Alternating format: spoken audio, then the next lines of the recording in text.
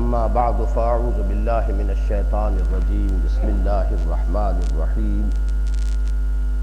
رب اشرح لی صدری ویسر لی امری واحلل عقدۃ من لسانی یفقہوا قولی۔ پچھلے ہفتے ہم نے سورۃ النجم کی تلاوت جو ہے وہ آخر تک کر لی تھی۔ آج میں تلاوت کا اعادہ نہیں کر رہا ہوں، اس لیے کہ آخری آیت آپ کو معلوم ہے کہ آیت سجدہ ہے۔ اب انشاءاللہ درس میں ہم وہاں پہنچ جائیں گے، آج تو آخر ہی میں سجدہ کر لیں گے، جیسے کہ نبی اکرم صلی اللہ علیہ وسلم نے بھی جب ایک مجمع عام میں اس سورہ مبارکہ کو پڑھ کر سنایا تھا تو اختتام پر آپ نے بھی سجدہ کیا تھا اور تمام سامعین اور حاضرین نے بھی آپ کے ساتھ سجدہ کیا تھا۔ اس واقعے کو ذہن میں رکھتے ہوئے اختتام پر ہم پہنچیں گے حضور صلی اللہ علیہ وسلم کے اس عمل کی گویا کہ پیروی کریں۔ اگرچہ درس بھی ہمارا آیت نمبر 41 تک پہنچ گیا تھا، لیکن آج پھر مجھے یہ کہنا پڑ رہا ہے کہ کچھ آیات کا حق، جیسا کہ بالعموم ہوتا ہے درس کے آخر میں کچھ تیزی ہوتی ہے، وقت کی کمی کے باعث تو صحیح طور سے ادا نہیں ہوتا، اس لیے آج آپ تیسرے رکوع کے شروع ہی سے دوبارہ مطالعہ فرمائیں۔ اعوذ باللہ من الشیطان الرجیم بسم اللہ الرحمن الرحیم۔ افرأیت الذی تولی واعطی قلیلا واکدی اعنده علم الغیب فہو یری۔ کیا تم نے دیکھا اس شخص کو جس نے پیٹھ موڑ لی اور دیا تھوڑا سا اور پھر رک گیا؟ کیا اس کے پاس غیب کا علم ہے جسے وہ دیکھ رہا ہو؟ ان آیات کے بارے میں عرض کر چکا ہوں کہ اکثر مفسرین نے تو یہاں تعیین کے ساتھ ولید بن مغیرہ کو مراد لیا ہے۔ میں نے پچھلی مرتبہ عرض کیا تھا کہ نبی اکرم صلی اللہ علیہ وسلم پر جو لوگ ایمان لائے ان کے بھی درجات ہیں، ان میں بھی فرق مراتب ہے، سب برابر نہیں ہے، نہ ہر زن زنست و نہ ہر مرد مرد۔ اسی طریقے سے جن لوگوں نے کفر کی روش اختیار کی وہ بھی سب ایک جیسے نہیں، ان میں بھی فرق و تفاوت ہے۔ ان میں سے 3 کرداروں کو قرآن مجید نے بہت زیادہ نمایاں کیا ہے۔ ایک تو بدترین کردار ہے، ہر خیر سے خالی، وہ ابو لہب کا کردار ہے۔ دوسرا کردار ہے ایک ایسے شخص کا کہ جو اگرچہ مخالفت میں تو بہت شدید ہے لیکن کمینہ نہیں ہے، بخیل نہیں ہے، وہ جس باطل نظریے پر یقین رکھتا ہے اس کے لیے مردانہ وار قربانی دیتا ہے۔ ابو لہب کے کردار میں بزدلی بھی ہے، بخل بھی ہے، دولت کی محبت بھی ہے۔ وہ مکے میں چور مشہور تھا، جیسے ہمارے ہاں بعض اوقات آپ کو یاد ہوگا، بلکہ اب کوئی شخص معین تو آپ کے سامنے نہیں ہوگا، کہ کسی وزیر کے بارے میں مشہور ہو گیا تھا چینی چور۔ اسی طریقے سے وہ مکے کے معاشرے میں مشہور تھا کہ اس نے جو حرم کا بیت المال تھا، جو خزانہ تھا بیت اللہ کا، اس میں سے ایک غزال زرنی چرا لیا تھا، اور یہ بات مکے کے ایک ایک شخص کی زبان پر تھی۔ تو کردار کے اعتبار سے انتہائی پست اور پھر مخالفت میں انتہائی شدید۔ تو یہ گویا کہ ظلمات بعضها فوق بعض، تاریکیوں پر تاریکیاں، تہ بر تہ تاریکیاں۔ یہ میں آج پھر اس لیے دہرا رہا ہوں اس مضمون کو کہ یہ 3 کردار جو ہیں آپ کو ہمیشہ ملیں گے انسانی زندگی میں، انسانی معاشرے میں۔ جو سابقہ پیش آتا ہے، جو گوشت اور پوست کے بنے ہوئے انسان ہیں وہ یقیناً کسی نہ کسی کیٹیگری میں فال کرتے ہیں۔ تو ایک کیٹیگری یہ ہے، ظلمات بعضها فوق بعض کے الفاظ جو سورہ نور میں آئے ہیں، گویا کہ یہ اس کی ایک مثال ہے۔ دوسرا کردار ابو جہل کا، جیسا کہ میں نے عرض کیا، مخالفت میں شدید تھا، لیکن یہ کہ اس کے اندر وہ دناعت اور وہ کمینگی نہیں تھی، سامنے سے وار کرنے والا، کھل کر مقابلہ کرنے والا، للکار کر حملہ کرنے والا، اور یہ کہ جس باطل نظریے پر اس کو یقین تھا اس کے لیے تن من دھن لگا دینے والا، اس نے اپنی گردن کٹوا دی۔ اور بدر میں جب کہ وہ قتل ہوا ہے تو اس وقت اس کے یہ الفاظ بھی منقول ہیں کہ اس نے کہا تھا جب کہ وہ زخمی حالت میں پڑا ہوا تھا اور کسی نے اس کی جب گردن کاٹنی چاہی، سر کاٹنا چاہا، تن سے جدا کرنا چاہا، تو اس نے کہا ذرا نیچے سے کاٹنا گردن،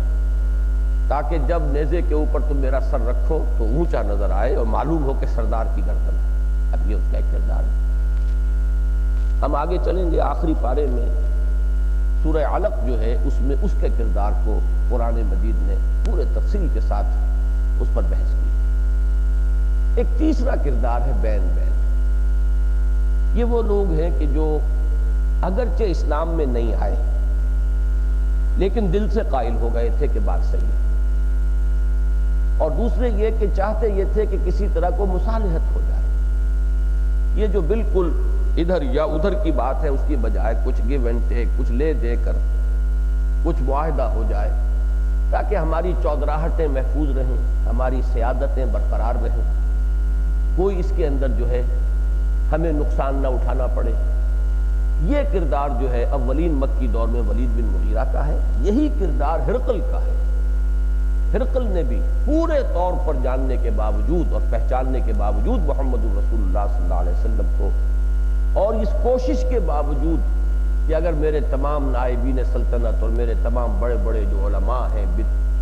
قسیسین جو ہیں، بطارقہ جو ہیں، یہ سب اگر ایمان لے آئے تو این بلاک این ماس ہماری کنورشن ہو جائے تو یہ نظام برقرار رہے، میری شہنشاہی پہ کوئی آنچ نہ آئے۔ تو جو کردار ہرقل کا تھا وہی ولید بن مغیرہ کا تھا۔ تو یہ کردار جو ہے اس کو قرآن مجید سب سے زیادہ کثرت سے زیر بحث لایا، اس لیے کہ میں نے پچھلی مرتبہ بھی عرض کیا تھا، مجھے یاد ہے کہ اگر ہم خود اپنے گریبانوں میں جھانکیں گے تو محسوس ہوگا کہ اسی کردار کا پرتو ہے ہماری شخصیتوں کے اندر۔ ایک بات کو حق سمجھنا، لیکن اس کے لیے ہرچہ بعد بات کا انداز اختیار نہ کرنا، کچھ ریزرویشنز کے ساتھ چلنا، کوئی بچ بچ کے چلنا۔ اب اسی طریقے سے آپ سمجھ لیجیے تین کردار اور ہیں جو ایمان کے حوالے سے آتے ہیں، کہ ایک ہے مومنین صادقین، ہر چہ بعد بات، اب انہوں نے جس بات کو تسلیم کیا اس کے لیے ہر شے کی قربانی دینے کو تیار۔ ایمان کے حوالے سے دوسرا ایکسٹریم کردار ہوگا کفار، جو کھلم کھلا منکر ہیں۔ درمیان میں وہ ہیں جو مان تو چکے ہیں، ماننے کے بعد اس ماننے کی جو ذمہ داریاں ہیں ان کو قبول کرنے سے اور ادا کرنے سے ہچکچاتے، آ تو گئے کسی وقتی تحریک سے اسلام کے دائرے میں آ گئے، کلمہ پڑھ لیا، اشہد ان لا الہ الا اللہ و اشہد ان محمد رسول اللہ، اور کوئی بددیانتی بھی نہیں تھی، دھوکے کی نیت بھی نہیں تھی، لیکن یہ کہ انہیں پورے طور سے شعور نہیں تھا۔ وہ جو اقبال نے کہا ہے کہ یہ شہادت گئے الفت میں قدم رکھتا ہے، لوگ آسان سمجھتے ہیں مسلمان ہونا، تو کچھ لوگ جو آسان سمجھ کر مسلمان ہو گئے جب انہیں یہ محسوس ہوا کہ نہ تو قدم قدم پر مطالبے ہیں، قدم قدم پر آزمائشیں ہیں، اب اللہ کی راہ میں نکلو، جہاں تیری پر رکھو، میدان میں آؤ، اب اللہ کی راہ میں خرچ کرو۔ اب یہ مطالبے ان پر جب شاخ گزرتے تھے تو یہ وہ لوگ ہیں کہ جو دائرہ اسلام میں آ گئے لیکن ہے مذبذب، وہ چل نہیں پا رہے، ان کے لیے اصطلاح جو ہے وہ منافقین کی۔ اب اگر میں نے یہ تین کردار اور وہ تین کردار ان تینوں کو جمع کر لیے تو معلوم کیا ہوا کہ کہنے کو تو چار ہمارے سامنے کردار آ جائیں گے جب ہم انہیں جمع کریں گے۔ مومنین صادقین، یوں کہیے اصحاب الیمین، چونکہ یہ میرا داخلہ ہاتھ ادھر تھا، ایک کھلم کھلا منافق کافر، کھلم کھلا دشمن، سامنے سے حملہ کرنے والا، بیچ میں ہے یہ مذبذبین بین ذالک۔ لیکن مذبذبین بین ذالک کی ایک تقسیم ہو جاتی ہے، ایک لکیر جو کھینچی ہوئی ہے اسلام کے اندر یا اسلام کے باہر، تو مذبذبین جو اسلام کے اندر ہیں وہ منافقین ہیں، اور مذبذبین جو اسلام میں داخل ہی نہیں ہوئے یہ متربصین۔ اب چار اصطلاحات آپ کے سامنے آئے، مومنین صادقین، اعلانیہ کا کفار، اور یہ درمیانی کردار ایک ہی ہے، اس میں کوئی فرق نہیں، صرف ایک لیگل جو ہے ان کا عنوان اس کا فرق ہے۔ جو کلمہ طیبہ ادا کر کے غلطی کر بیٹھے اسلام میں آ گئے اب وہ منافق ہو گئے، جن کو اتنی بھی ہمت نہیں ہوئی وہ متربصین، وہ منتظر دیکھ رہے ہیں، تیل دیکھو، تیل کی دھار دیکھو، اونٹ کس کروٹ بیٹھتا ہے، جب خطرات نہ رہیں گے تب آ جائیں گے۔ اور ہماری سیادتوں اور چودراہٹوں کو اگر کوئی خطرہ لاحق نہ ہو تو تسلیم کر لیں گے۔ تو اگرچہ وہ قانونی اسلام کا پالا جو ہے وہ انہیں تقسیم کر رہا ہے دو میں، لیکن حقیقت کے اعتبار سے یہ کردار ہے، یہ کردار ہے کہ جو سب سے زیادہ عام کردار ہے۔ تاریخ میں ہمیشہ آپ کو ملے گا کسی بھی انقلابی دعوت پر اس طرح لبیک کہنے والے کہ تن من دھن سے حاضر ہے کہ آپ کو ہمیشہ اقلیت ہے۔ بہت تھوڑے لوگ ٹوٹل کمٹمنٹ کے ساتھ، ٹوٹل ڈیووشن کے ساتھ، پورے طور پر اپنے آپ کو پلیج کر کے کہ اب ہمارا سب کچھ ہر چباد آباد باغ کشتی درآمد آفتے، یہ لوگ ہمیشہ بہت کم تھا۔ اکثر لوگ وہی ہوتے ہیں جیسے جیسے دعوت آگے بڑھتی ہے، کچھ قائل ہو گئے، کچھ آ بھی گئے، لیکن پورے طور سے تیار نہیں آنے کو، جیسے کہ سورہ بقرہ کے شروع میں کہلوایا گیا وَإِذَا قِيلَ لَهُمْ آمِنُوا كَمَا آمَنَ النَّاسُ، جب ان سے کہا جاتا ہے کہ ایمان لاؤ جیسے کہ دوسرے لوگ ایمان لائے ہیں، جیسے ابو بکر ایمان لائے، عمر ایمان لائے، حمزہ ایمان لائے، علی ایمان لائے، ایسے بھلے آدمیوں کی طرح ایمان لاؤ، تو ان کا جواب کیا ہوتا تھا؟ قَالُوا أَنُؤْمِنُ كَمَا آمَنَ السُّفَهَاءُ، کیا ہم اس طرح ایمان لائے جیسے یہ بیوقوف لوگ ایمان لائے؟ یہ تو ناسمجھ ہے، بیوقوف ہیں، انہیں اپنے خیر کی فکر نہیں، اپنے شر کی فکر نہیں، اپنے نفع کا خیال نہیں، نقصان کا خیال نہیں، یہ تو بالکل فینیٹکس ہو گئے ہیں، دیوانے ہو گئے ہیں، مجبور ہو گئے ہیں۔ تو ہم بہرحال ایسے مجنونانہ انداز کے اندر دائیں بائیں دیکھے بغیر اپنے تحفظات کو بالکل بالائے طاق رکھ کر ہم آگے بڑھنے کو تیار نہیں۔ تو ان کے نزدیک وہ لوگ بیوقوف تھے۔ انؤمن کما کہا، قرآن نے اس پر تبصرہ کیا کیا؟ الا انہم هم السفہاء ولکن لا یعلمون، آگاہ ہو جاؤ بیوقوف یہی ہیں، احمق یہی ہیں، لیکن انہیں اس کا علم نہیں۔ اس کو اچھی طرح سمجھنے کی ضرورت ہے، یہ باتیں بڑی بنیادی ہیں۔ اب یہاں جو ہے جیسا کہ میں نے عرض کیا ولید بن مغیرہ کے ذمن میں چونکہ ایک واقعہ ہے، اکثر مفسرین نے لیا کہ وہ بالکل قریب آ گیا، حضور کی بات اس کے دل میں گھر کر گئی اور وہ ایمان لانے لگا۔ اسی کا یہ واقعہ پھر آگے چل کر آئے گا سورہ مدثر میں۔ یہاں جو واقعہ عام طور پر مفسرین نے نقل کیا ہے وہ یہ کہ جب یہ خبر درج ہو گئی کہ ولید بن مغیرہ اب تھا بہت بڑا چودھری، اس کی بڑی جائیداد طائف میں بھی تھی، بہت دولت مند تھا۔ اب آپ اندازہ کیجئے کہ اسی کے بیٹے ہیں نا خالد بن ولید، تو جس کو کہتے ہیں نا کہ وہ شخصیت اور سیرت و کردار کا جو لوہا ہوتا ہے، یعنی یہ ان لوگوں میں سے تھے، لیکن یہ کہ مسئلہ اور اپنی چودراہٹیں اور اپنی سیادتیں ان کی قربانی دینے کو انسان آسانی سے تیار نہیں ہوتا۔ تو یوں کہیں کہ خالد بن ولید کا باپ ولید بن مغیرہ، اس کا معاملہ ہے کہ جب یہ خبر ہو گئی کہ یہ ایمان لا رہا ہے تو کوئی شخص اس کے پاس گیا اور اس نے کافی اونچ نیچ سمجھا کر آخری بات یہ کہی کہ تم ایمان نہ لاؤ، اور اگر تمہیں اندیشہ ہے کہ آخرت میں تم سے بات پرس ہوگی، وہاں کی ساری ذمہ داری تم پر، البتہ سودا بازی یہ بھی ہوئی کہ اتنے پیسے تمہیں مجھے دینے پڑیں گے، وہاں کا سارا عذاب تمہارے حصے کا بھی میں چھیل۔ اس نے کچھ وعدہ کر لیا، اس میں سے بھی کوئی انسٹالمنٹس دی اور پھر وہ پیسہ جو ہے پیسے کی محبت وہ تھی، تو اس سے کچھ ان آیات کے ساتھ ایک ظاہری لفظی جو ہے ایک ربط قائم ہوتا ہے۔ افرأیت الذی تولی، تولا کیا ہے؟ اس نے پیچھ موڑ دی، جو یہاں تک پہنچ گیا تھا کہ قسمت کی خوبی دیکھیے ٹوٹی کہاں کمند تو چار ہاتھ جب میرا امام رہ گیا۔ ارأیت الذی تولی، کیا تم نے دیکھا اس شخص کو اور کیا اپنے حالت پر جو مڑ گیا، واپس چلا گیا، پیٹھ موڑ کر چلا گیا۔ وَأَعْطَىٰ قَلِيلًا وَأَكْدَىٰ، اب آتا کے دونوں ترجمے کیے گئے، ایک تو یہ کہ اعطاء سے مراد کیا ہے؟ مال دینا، سبمٹ کر دینا، آئی سبمٹ، گرانٹڈ، میں نے آپ کو یہ بات تسلیم کری، تسلیم کرنے کے معنی کوئی نہیں۔ تو اعطیٰ قلیل و اقدا، کچھ مانا لیکن پھر رک گیا۔ اقدا کا لفظ آتا ہے عرب لغت میں کہ اگر کوئی شگڑا کھود رہا ہو تو آرام سے وہ کھودتا چلا جا رہا ہے، لیکن کہیں آگے چٹان آ گئی اور اس کا پھاوڑا جا کر اس پر رک گیا اور چٹان کو توڑنا ممکن نہ رہا تو وہی اس کا عمل رک گیا۔ تو کچھ بڑھنا کسی کام میں اور پھر کسی وجہ سے رک جانا، یہ ہے اقدا، رک گیا۔ اور اسی کے ساتھ ایک ربط قائم کرتے ہیں کہ اس نے کچھ پیسے بھی جو طے ہوا تھا اس شخص سے کہ آخرت کا بوجھ وہ سنبھال لے گا، تو اس کی بھی کچھ انسٹالمنٹ دی اور پھر وہ بھی اعنده علم الغیب فهو یرا، کیا اس کے پاس غیب کا علم ہے جو وہ دیکھ رہا ہو؟ یعنی کیا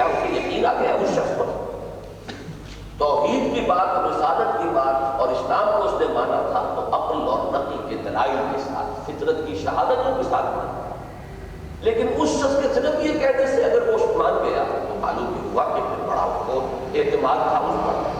بڑا یعنی ایک اندھا بہرا یقین تھا اس پر، ایمان بالغیب کو ایک شخص پر لے آیا تھا،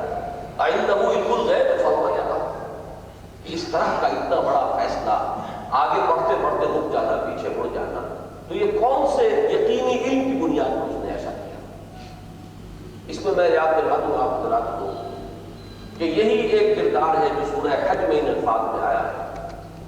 وَمِنَ النَّاسِ مَن يَعْبُدُ اللَّهَ عَلَى حَرْفٍ فَإِنْ أَصَابَهُ خَيْرٌ اطْمَأَنَّ بِهِ وَإِنْ أَصَابَتْهُ فِتْنَةٌ انقلب عَلَى وَجْهِهِ خَسِرَ الدُّنْيَا وَالْآخِرَةَ۔ یہ وہ لوگ ہیں جو پالے سے ادھر آ گئے، ایمان لے آئے تھے۔ لوگوں میں وہ بھی ہیں جو اللہ کی بندگی کرنا چاہتے، کنارے کنارے مندار میں کودنا نہیں چاہتے، اگر تو خیر ہو، خیریت ہو، چلتے رہتے، اطمینہ میری مطمئن رہتے، کچھ خیر ملتا ہی ہے چلیے، لیکن اگر کہیں آزمائش آ گئی، کوئی فتنہ آ گیا، کوئی امتحان آ گیا تو اوندھے کو گر پڑتے ہیں۔ اس کے اوپر تبصرہ فرمایا قرآن نے، خسر الدنیا والآخرہ، یہ دنیا اور آخرت دونوں کا خسارہ۔ اسی کے لیے تفصیل کے پیرائے میں تصویر کھینچی ہے سورہ بقرہ کے دوسرے رکوع کے آخر میں، او کصیب من السماء فیہ ظلمات ورعد وبرق یجعلون اصابعهم فی آذانہم من السماء حذر الموت واللہ محیط بالکافرین یکاد البرق یخطف ابصارهم کلما اضاء لهم مشوا فیہ واذا اظلم علیہم قاموا ولو شاء اللہ لذهب بسمعهم وابصارهم ان اللہ علی کل شیء قدیر۔ یہ ایک بڑی مرکب تفصیل ہے، بڑی بلیغ اور فصیح، کہ جیسے اندھیری رات ہے، کوئی قافلہ اندھیری شب کے اندر گرفتار ہو گیا ہے، طوفان آ گیا ہے، کڑک ہے بجلی کی، اور جو کڑک کی وجہ سے کانوں کے اندر انگلیاں ٹھوسی ہوئی ہیں، گھبرائے ہوئے ہیں لوگ، ذرا کہیں بجلی کو ہوتی کوئی چیز نظر آئی تو 2 قدم چل پڑے، پھر جب اندھیرا ہو گیا تو چھٹک کر رہ گئے اور موت سے گھبرا رہے ہیں۔ یہ ان منافقوں کا حال ہے کہ جب تو کچھ آسائش ہے، کوئی امتحان نہیں، کوئی ابتلا نہیں، تو چلتے رہتے ہیں۔ ہم بھی مسلمان ہیں، ہم بھی ایمان لائے، پہلی صف میں کھڑے ہوں گے نماز کے اندر، اس لیے کہ کوئی اندیشہ نہیں، نماز پڑھنے میں کوئی جان کا خطرہ نہیں، لیکن جہاں کہیں آ گیا مرحلہ آزمائش کا، امتحان کا، کھڑے کھڑے رہ جاتے ہیں، چھٹک کر کھڑے رہ جاتے ہیں، اسے چلا نہیں جاتا۔ یہ وہ نقشہ جو ہے، پالے سے ادھر ہو تو وہ نقشہ ہے منافقین کا، پالے سے ادھر رہے تو ولید بن مغیرہ اور ہرقل، یہ دو جو ہے کردار بہت اہم ہے تاریخ کے اندر، کہ جو اصل تو کردار ایک ہی ہے، صرف یہ ہے کہ قانونی اعتبار سے شکلیں دو ہیں۔ ام لم ينبأ بما فی صحف موسیٰ، کیا اس کو خبر نہیں پہنچی، وہ مطلع نہیں ہوا اس چیز پر کہ جو موسیٰ کے صحیفوں میں تھی، وہ ابراہیم اور ابراہیم کے صحیفوں میں تھی۔ یہ صحف کا مضاف ہے، ابراہیم بھی ہے، موسیٰ بھی ہے، دونوں مضاف ہیں، موسیٰ کے صحیفوں میں اور ابراہیم کے صحیفوں میں۔ البتہ ابراہیم کے ساتھ علیہ السلام مزید ان کا ایک مدح کے طور پر الفاظ آئے، الذی وفا و ابراہیم الذی وفا، وہ ابراہیم جس نے پورا کر دیا، پورا دے دیا۔ ابھی میں عرض کروں گا تو یہ بات کون سی آ رہی ہے، آگے آ جائے گی، یہ بھی اس کے کردار کی ہی ابھی گفتگو ہو رہی ہے۔ اتنی جلدی کیسے اس نے مان لیا اس شخص کی بات کو کہ میں تمہاری بات، تمہارا بوجھ میں سنبھالوں گا۔ بہت سے حضرات کو یاد کر لیا ہوگا جو منتخب نصاب سے ذہنی مناسبت رکھتے ہیں، سورہ عنکبوت کے پہلے رکوع کے اختتام پر بھی یہی مضمون آیا ہے، وقال الذین کفروا للذین آمنوا اتبعوا سبیلنا ولنحمل خطایاکم وما هم بحاملین من خطایاهم من شیء انہم لکاذبون۔ وہ لوگ کہتے تھے جو نوجوان ایمان لے آئے تھے حضور پر، ان کے بزرگ ان سے کہا کرتے تھے، کہا تم پاگل ہو گئے ہو، کس شخص کے پیچھے لگ گئے ہو، ہمارے راستے پر آؤ، ہم نے اپنے بال دودھ میں سفید نہیں کیے ہیں۔ ہوتے ہیں ایسے لوگ، خام خبر بناتے ہیں نوجوانوں کو، ان کی کیفیت برباد کرا دیتے ہیں، تم ہمارے راستے پر چلو، یہی راستہ صحیح ہے۔ اور اگر تمہیں اندیشہ ہے کہ قیامت میں باس پرس ہوگی، اللہ تعالیٰ کی طرف سے پکڑ ہوگی، تو ہم تمہاری طرف سے جواب دہی کریں گے، تمہاری خطاؤں کا بوجھ ہم اٹھائیں گے۔ فرمایا گیا وما هم بحاملین من خطایاهم من شیء انہم لکاذبون، وہ ہرگز اٹھانے والے نہیں ہیں ان کی خطاؤں کا بوجھ کچھ بھی، وہ بالکل جھوٹ بول رہے ہیں۔ وَلْيَحْمِلُنَّ أَثْقَالَهُمْ وَأَثْقَالًا مَعَ أَثْقَالِهِمْ وَلَيُسْأَلُنَّ يَوْمَ الْقِيَامَةِ عَمَّا كَانُوا يَفْتَرُونَ، اور وہ قیامت کے دن اپنے بوجھ بھی اٹھائیں گے اور اپنے بوجھوں کے ساتھ انہیں برگلا ان کے بوجھ میں سے کچھ نہیں اٹھا سکیں گے، لیکن اپنے بوجھ میں اضافہ کر رہے ہیں، ان کو برگلانے کی کوشش کریں۔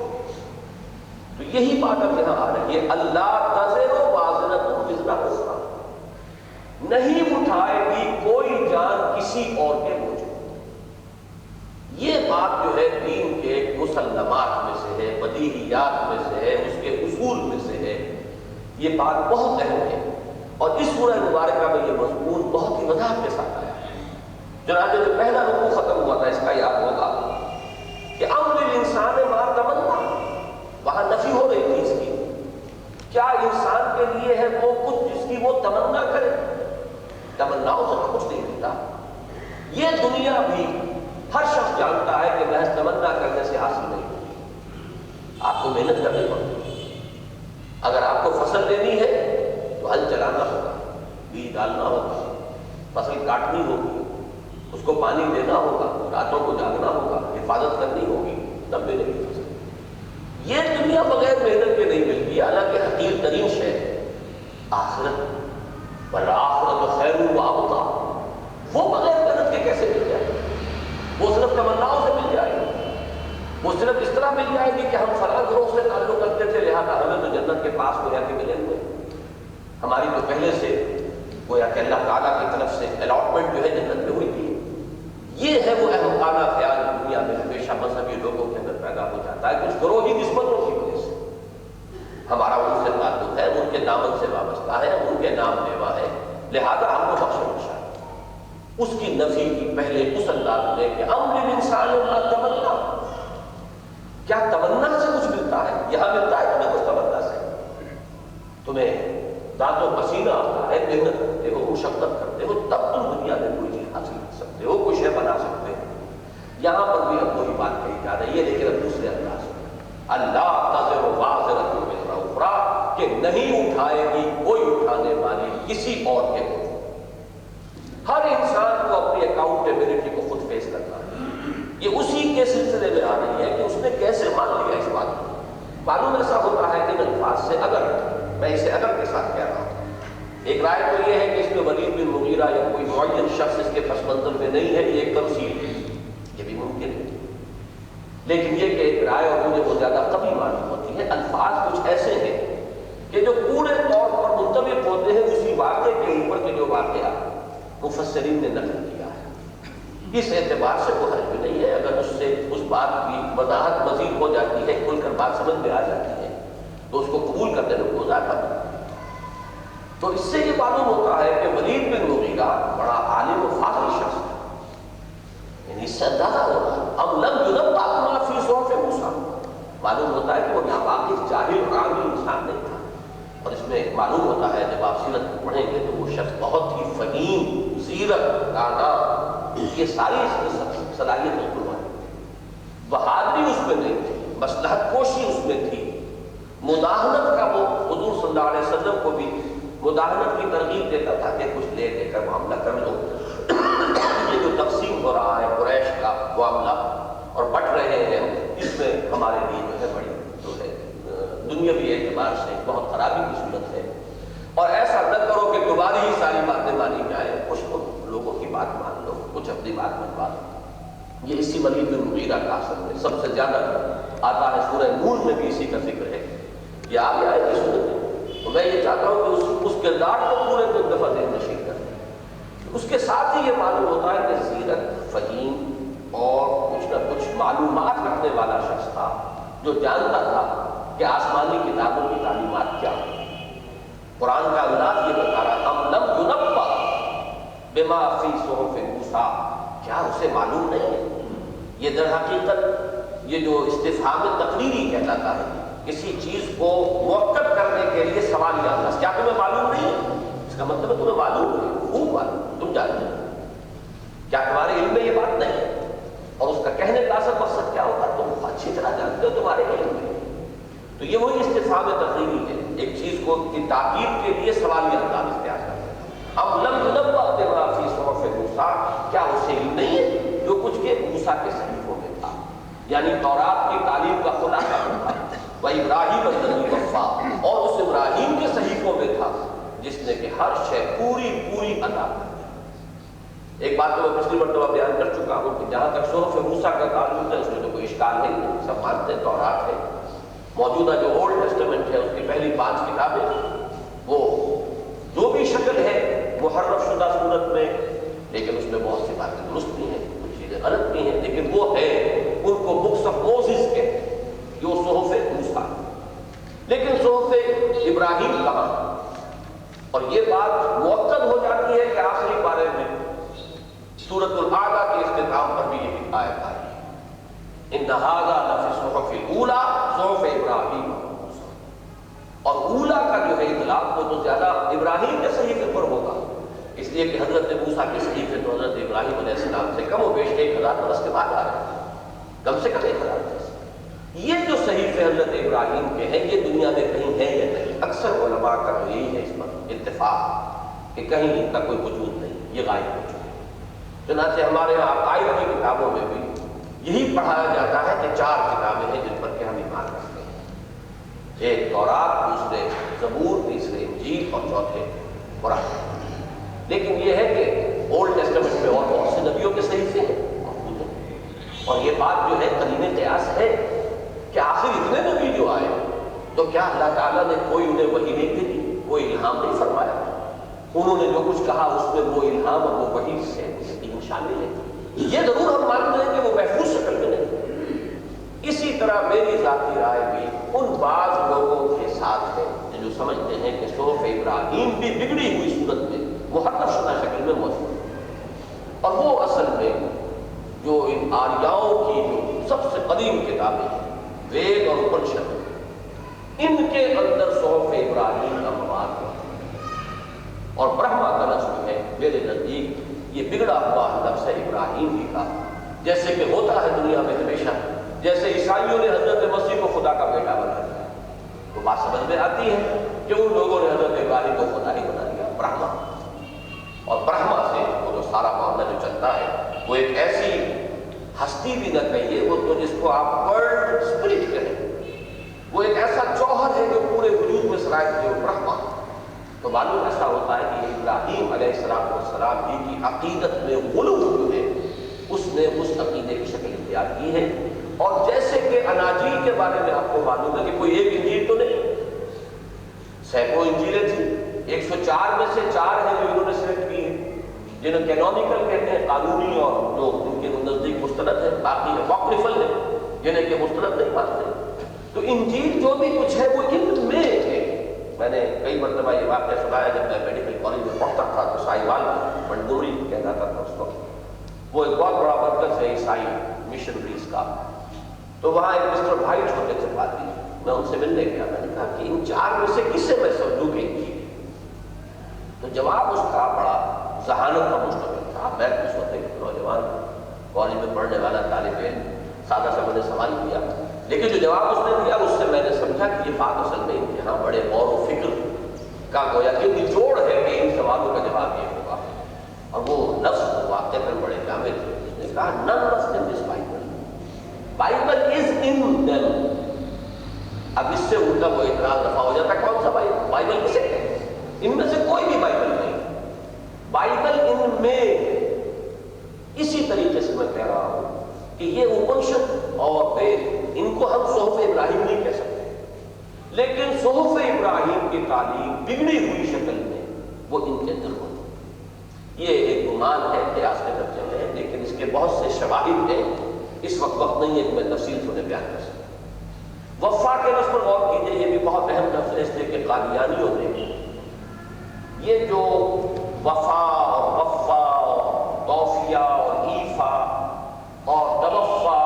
یہ جو بہت سے مصدر بنتے ہیں، اس سے ان سے عام مسلمانوں کی ناواقفیت سے فائدہ اٹھایا، اور اسی وجہ سے عام آدمی جو ہے ان کی دلیلوں کے آگے چپ ہو جاتا ہے۔ حضرت مسیح علیہ السلام کے بارے میں آیا نا، انی متوفیک و رافعک الیک۔ اب انی متوفی کا عام آدمی کہے گا بھائی وہ متوفی کون ہوتا ہے؟ ہم کہتے ہیں نا متوفی فوت ہو جانے والا، فوت ہو گیا، بن گیا، اکثر وہ بھی ختم ہو گئی، مسیح تو فوت ہو گئے، وفات ہو گئی، میں تجھے وفات دینے والا ہوں۔ تو اس لفظ کو سمجھنا چاہیے۔ وفا یفی ثلاثی مجرد میں جب آتا ہے تو اس کے معنی بھی ہے پورا کرنا، پورا دے دینا۔ ہم کہتے ہیں اس نے اپنا قول وفا کیا، وعدہ وفا کیا، جو وعدہ کیا تھا پورا کر دیا۔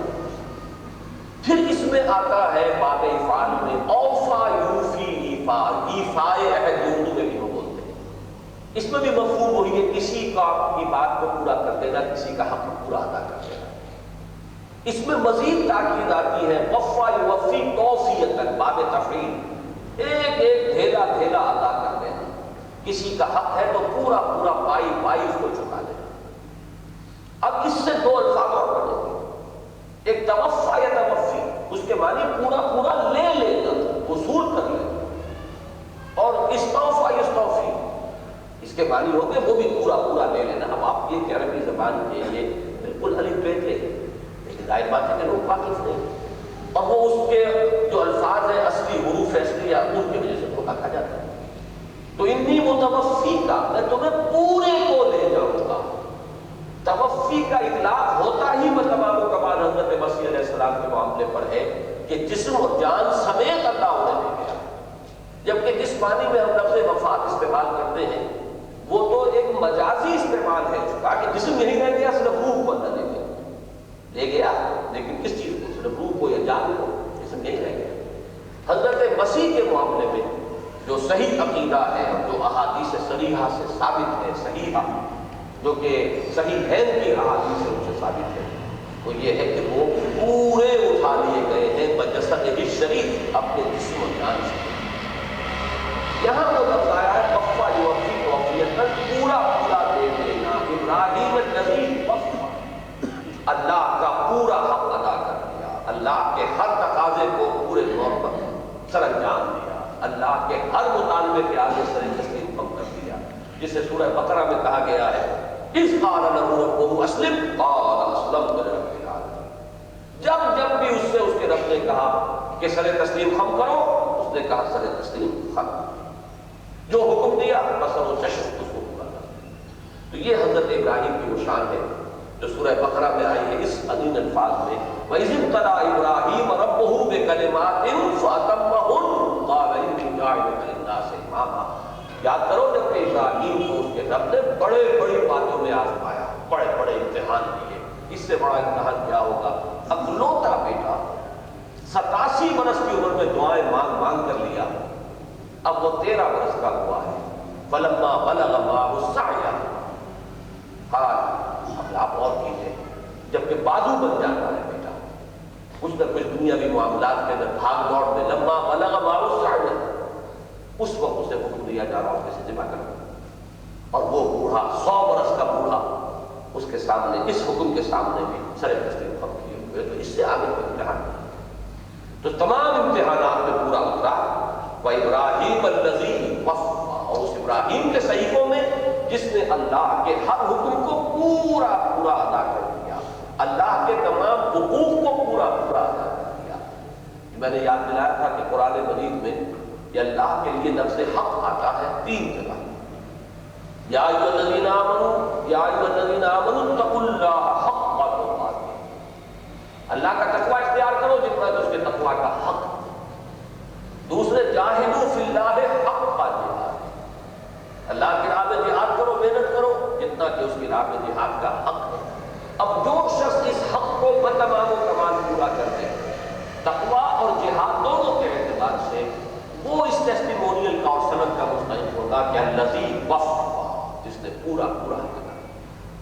ویسے تیسرا لفظ اور بھی آتا ہے،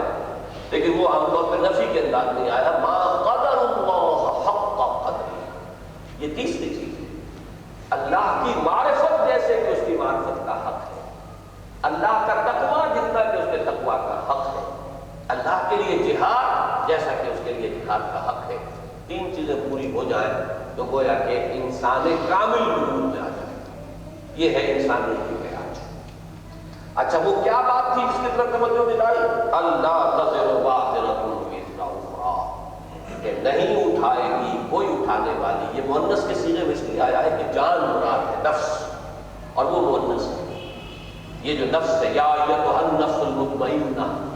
تو یہ نفس انسانی جو ہے کوئی جان کسی اور جان کا بوجھ نہیں اٹھائے گی، ہر ایک کو اپنا بوجھ اٹھانا ہے۔ وَأَن لَيْسَ لِلْإِنسَانِ إِلَّا مَا سَعَىٰ، اور یہ کہ انسان کے لیے نہیں ہے مگر وہی جس کے لیے کہ اس نے محنت کی۔ یہ میں پچھلی مرتبہ عرض کر چکا ہوں کہ اس میں اگرچہ بہت زور ہے اور ایمفیسس ہے، اور اس درجے میں بات سمجھ لینی چاہیے کہ اصول یہی ہے، لیکن جیسے کہ انگریزی میں آپ کہتے ہیں کہ exceptions prove the role, exceptions اس میں ہے۔ مثلا آپ استغفار کرتے ہیں اللہ میرے والد کو بخش دے، اب اس میں ان کی محنت کا تو کوئی دخل نہیں ہے، یہ تو میرا استغفار ہے، اللہ قبول فرما لے، اس کی نفی نہیں ہوگی۔ اسی طرح شفاعت حقہ، اس کی نفی نہیں ہوگی۔ اللہ تعالیٰ کسی کی سفارش کو کسی کے حق میں، یہ استغفار کی سفارش ہے ایک طرح کی، جب ہم کہتے ہیں اللہ اس کو معاف فرما دے، یہ بھی سفارش ہے۔ اسی طریقے سے شفاعت حقہ اس میں شامل ہے۔ اسی طرح صدقات جاریہ اس کو کہتے ہیں، صدقہ جاریہ۔ اگرچہ صدقہ جاریہ کے بارے میں یہ کہا جا سکتا ہے کہ وہ انسان کی اپنی محنت ہے، اولاد کی اچھی تربیت کی، کوئی مسجد بنائی، کوئی دارالعلوم بنا دیا، تو اس کی محنت ہے کہ اس کے بعد اس کا سلسلہ جاری رہے گا، جب تک اس کا فیض جاری رہے گا اس سے ملنا ہے۔ لیکن ایک اور شکل بھی ہے جو احادیث سے ثابت ہے کہ قیامت کے دن کچھ لین دین ہوگا۔ ایک شخص بہت سی نمازیں لے کر آیا لیکن کسی کا حق بھی اس نے مار دیا تھا، تو اب اس کی نمازیں اس کو دے دی جائیں گی، تو یہ نمازیں اس کی اپنی کمائی نہیں تھی، لیکن وہ کمائی اس کے حساب میں شامل ہو جائے گی۔ تو الیس للانسان الا ما سعی میں جتنی ایکسیپشنز احادیث صحیحہ سے کتاب و سنت سے ثابت ہو ان کو برقرار رکھتے ہوئے اصل اصول یہی ہے کہ ہر انسان کو اصل میں یہی سوچنا چاہیے کہ اپنی محنت، اپنا بوجھ کو اٹھانا ہوگا، اور انسان کے لیے اصلاً وہی کچھ ہے جس کے لیے وہ محنت ہے۔ سورہ بنی اسرائیل میں اس کو خود دیا گیا ہے، وَمَنْ أَرَادَ الْآخِرَةَ وَسَعَى لَهَا سَعْيَهَا وَهُوَ مُؤْمِنٌ فَأُولَٰئِكَ كَانَ سَعْيُهُمْ مَشْكُورًا۔ جو آخرت کا ارادہ کر لے اور آخرت ہی کا طالب بن جائے اور پھر محنت کرے اس کے لیے جیسی کہ اس کے لیے محنت کرنی چاہیے، اس کی محنت جو ہے وہ سفل ہوگی اور اس کی اللہ تعالیٰ کا شکر ہے۔ لیکن تمنائیں کرنے سے کچھ نہیں ہوگا۔ تو ام للانسان ما تمنا یہ پہلے آ چکا ہے، اور یہاں آ کر اس نے دوسرے اسلوب سے اس مضمون کو مکمل کر دیا۔ اللہ تزر وازرۃ وزر اخری وان لیس للانسان الا ما سعی وان سعیہ سوف یری۔ ہاں دوسری بات یقینی یہ ہے کہ اس کی سعی جو ہے، اس کی محنت ضائع نہیں جائے گی۔ یرا کے نائب فاعل اس کو کہتے ہیں، جو بھی فعل مجہول ہے، دو ہو سکتے ہیں، ایک تو سعی، اس کی سعی، اس کی محنت، اس کی کارگزاری کا ملاحظہ کیا جائے گا۔ اٹ ول بی اکاؤنٹڈ، ہم اس کو نگاہ میں رکھیں گے۔ یہ ایک شاہانہ انداز ہوگا اللہ تعالیٰ کی طرف سے۔ یہ ہے جو بعض حضرات کے لیے، لیکن اکثر کے نزدیک اس یرا کا جو ہے وہ وہی جو شخص ہے جس نے کہ وہ محنت کی ہے، اسے دکھا دی جائے گی اس کی محنت۔ اور یہ جو قرآن مجید کے دوسرے جو مقامات ہیں ان سے زیادہ مناسبت رکھنے والا ترجمہ یہ ہوگا۔ جیسے کہ آپ کو معلوم ہے کہ آخری بارے میں اس سورہ مبارکہ کا اختتام ہوتا ہے، فَمَنْ يَعْمَلْ مِثْقَالَ ذَرَّةٍ خَيْرًا يَرَهُ وَمَنْ يَعْمَلْ مِثْقَالَ ذَرَّةٍ شَرًّا يَرَهُ۔ جس کسی نے ذرے کے ہم بدن نیکی کی ہوگی اسے موجود پائے گا اور دیکھ لے گا، اور جس نے ذرے کے ہم بدن کوئی برائی کمائی ہوگی اس کو اپنے سامنے موجود پائے گا۔ وَأَنَّ سَعْيَهُ سَوْفَ يُرَىٰ ثُمَّ يُجْزَاهُ الْجَزَاءَ الْأَوْفَىٰ، پھر اس کو دیا جائے گا بدلہ، اور بدلہ بھی اوفا۔ اب یہ اوفا اسی لفظ سے، وفا یفی سے، یہ ہے افعل التفصیل، اوفا اکبر اصغر اس پر ہے۔ اوفا سب سے کامل، سب سے بڑا، سب سے پورا پورا، یعنی پورے ہونے میں کامل ترین شکل میں اس کو بدلہ کرتا ہے۔ اس بدلے میں بھی، اس میں ڈیبٹ کریڈٹ بھی ہے، اس میں نیکیوں اور بدیوں کا ایک موازنہ بھی ہے، موازین کا معاملہ بھی ہے، وہ تمام چیزیں بھی موجود رہیں گی۔ یہ نہیں ہے کہ جو بھی بدی آپ نے کی اس کا لازماً آپ کو بدلہ مل جائے۔ اللہ ہمارا معاف فرمانے والا بھی ہے۔ اللہ تعالیٰ آپ کی کسی بدی کے لیے اس دنیا ہی میں آپ پر شفقت فرمائے اور کوئی دنیاوی تکلیف آپ کو پہنچا کر اس کا کفارہ کر دے، قبول فرما لے، اس کا بھی امکان نہیں۔ لیکن ظاہر بات ہے اکاؤنٹ فارم تو ہوئی ہے نا چیز۔ اللہ تعالیٰ نے اپنی مغفرت سے، اپنی شان غفاری سے بخش دیا ہو، اللہ تعالیٰ نے اپنے کسی مقرب بارگاہ یا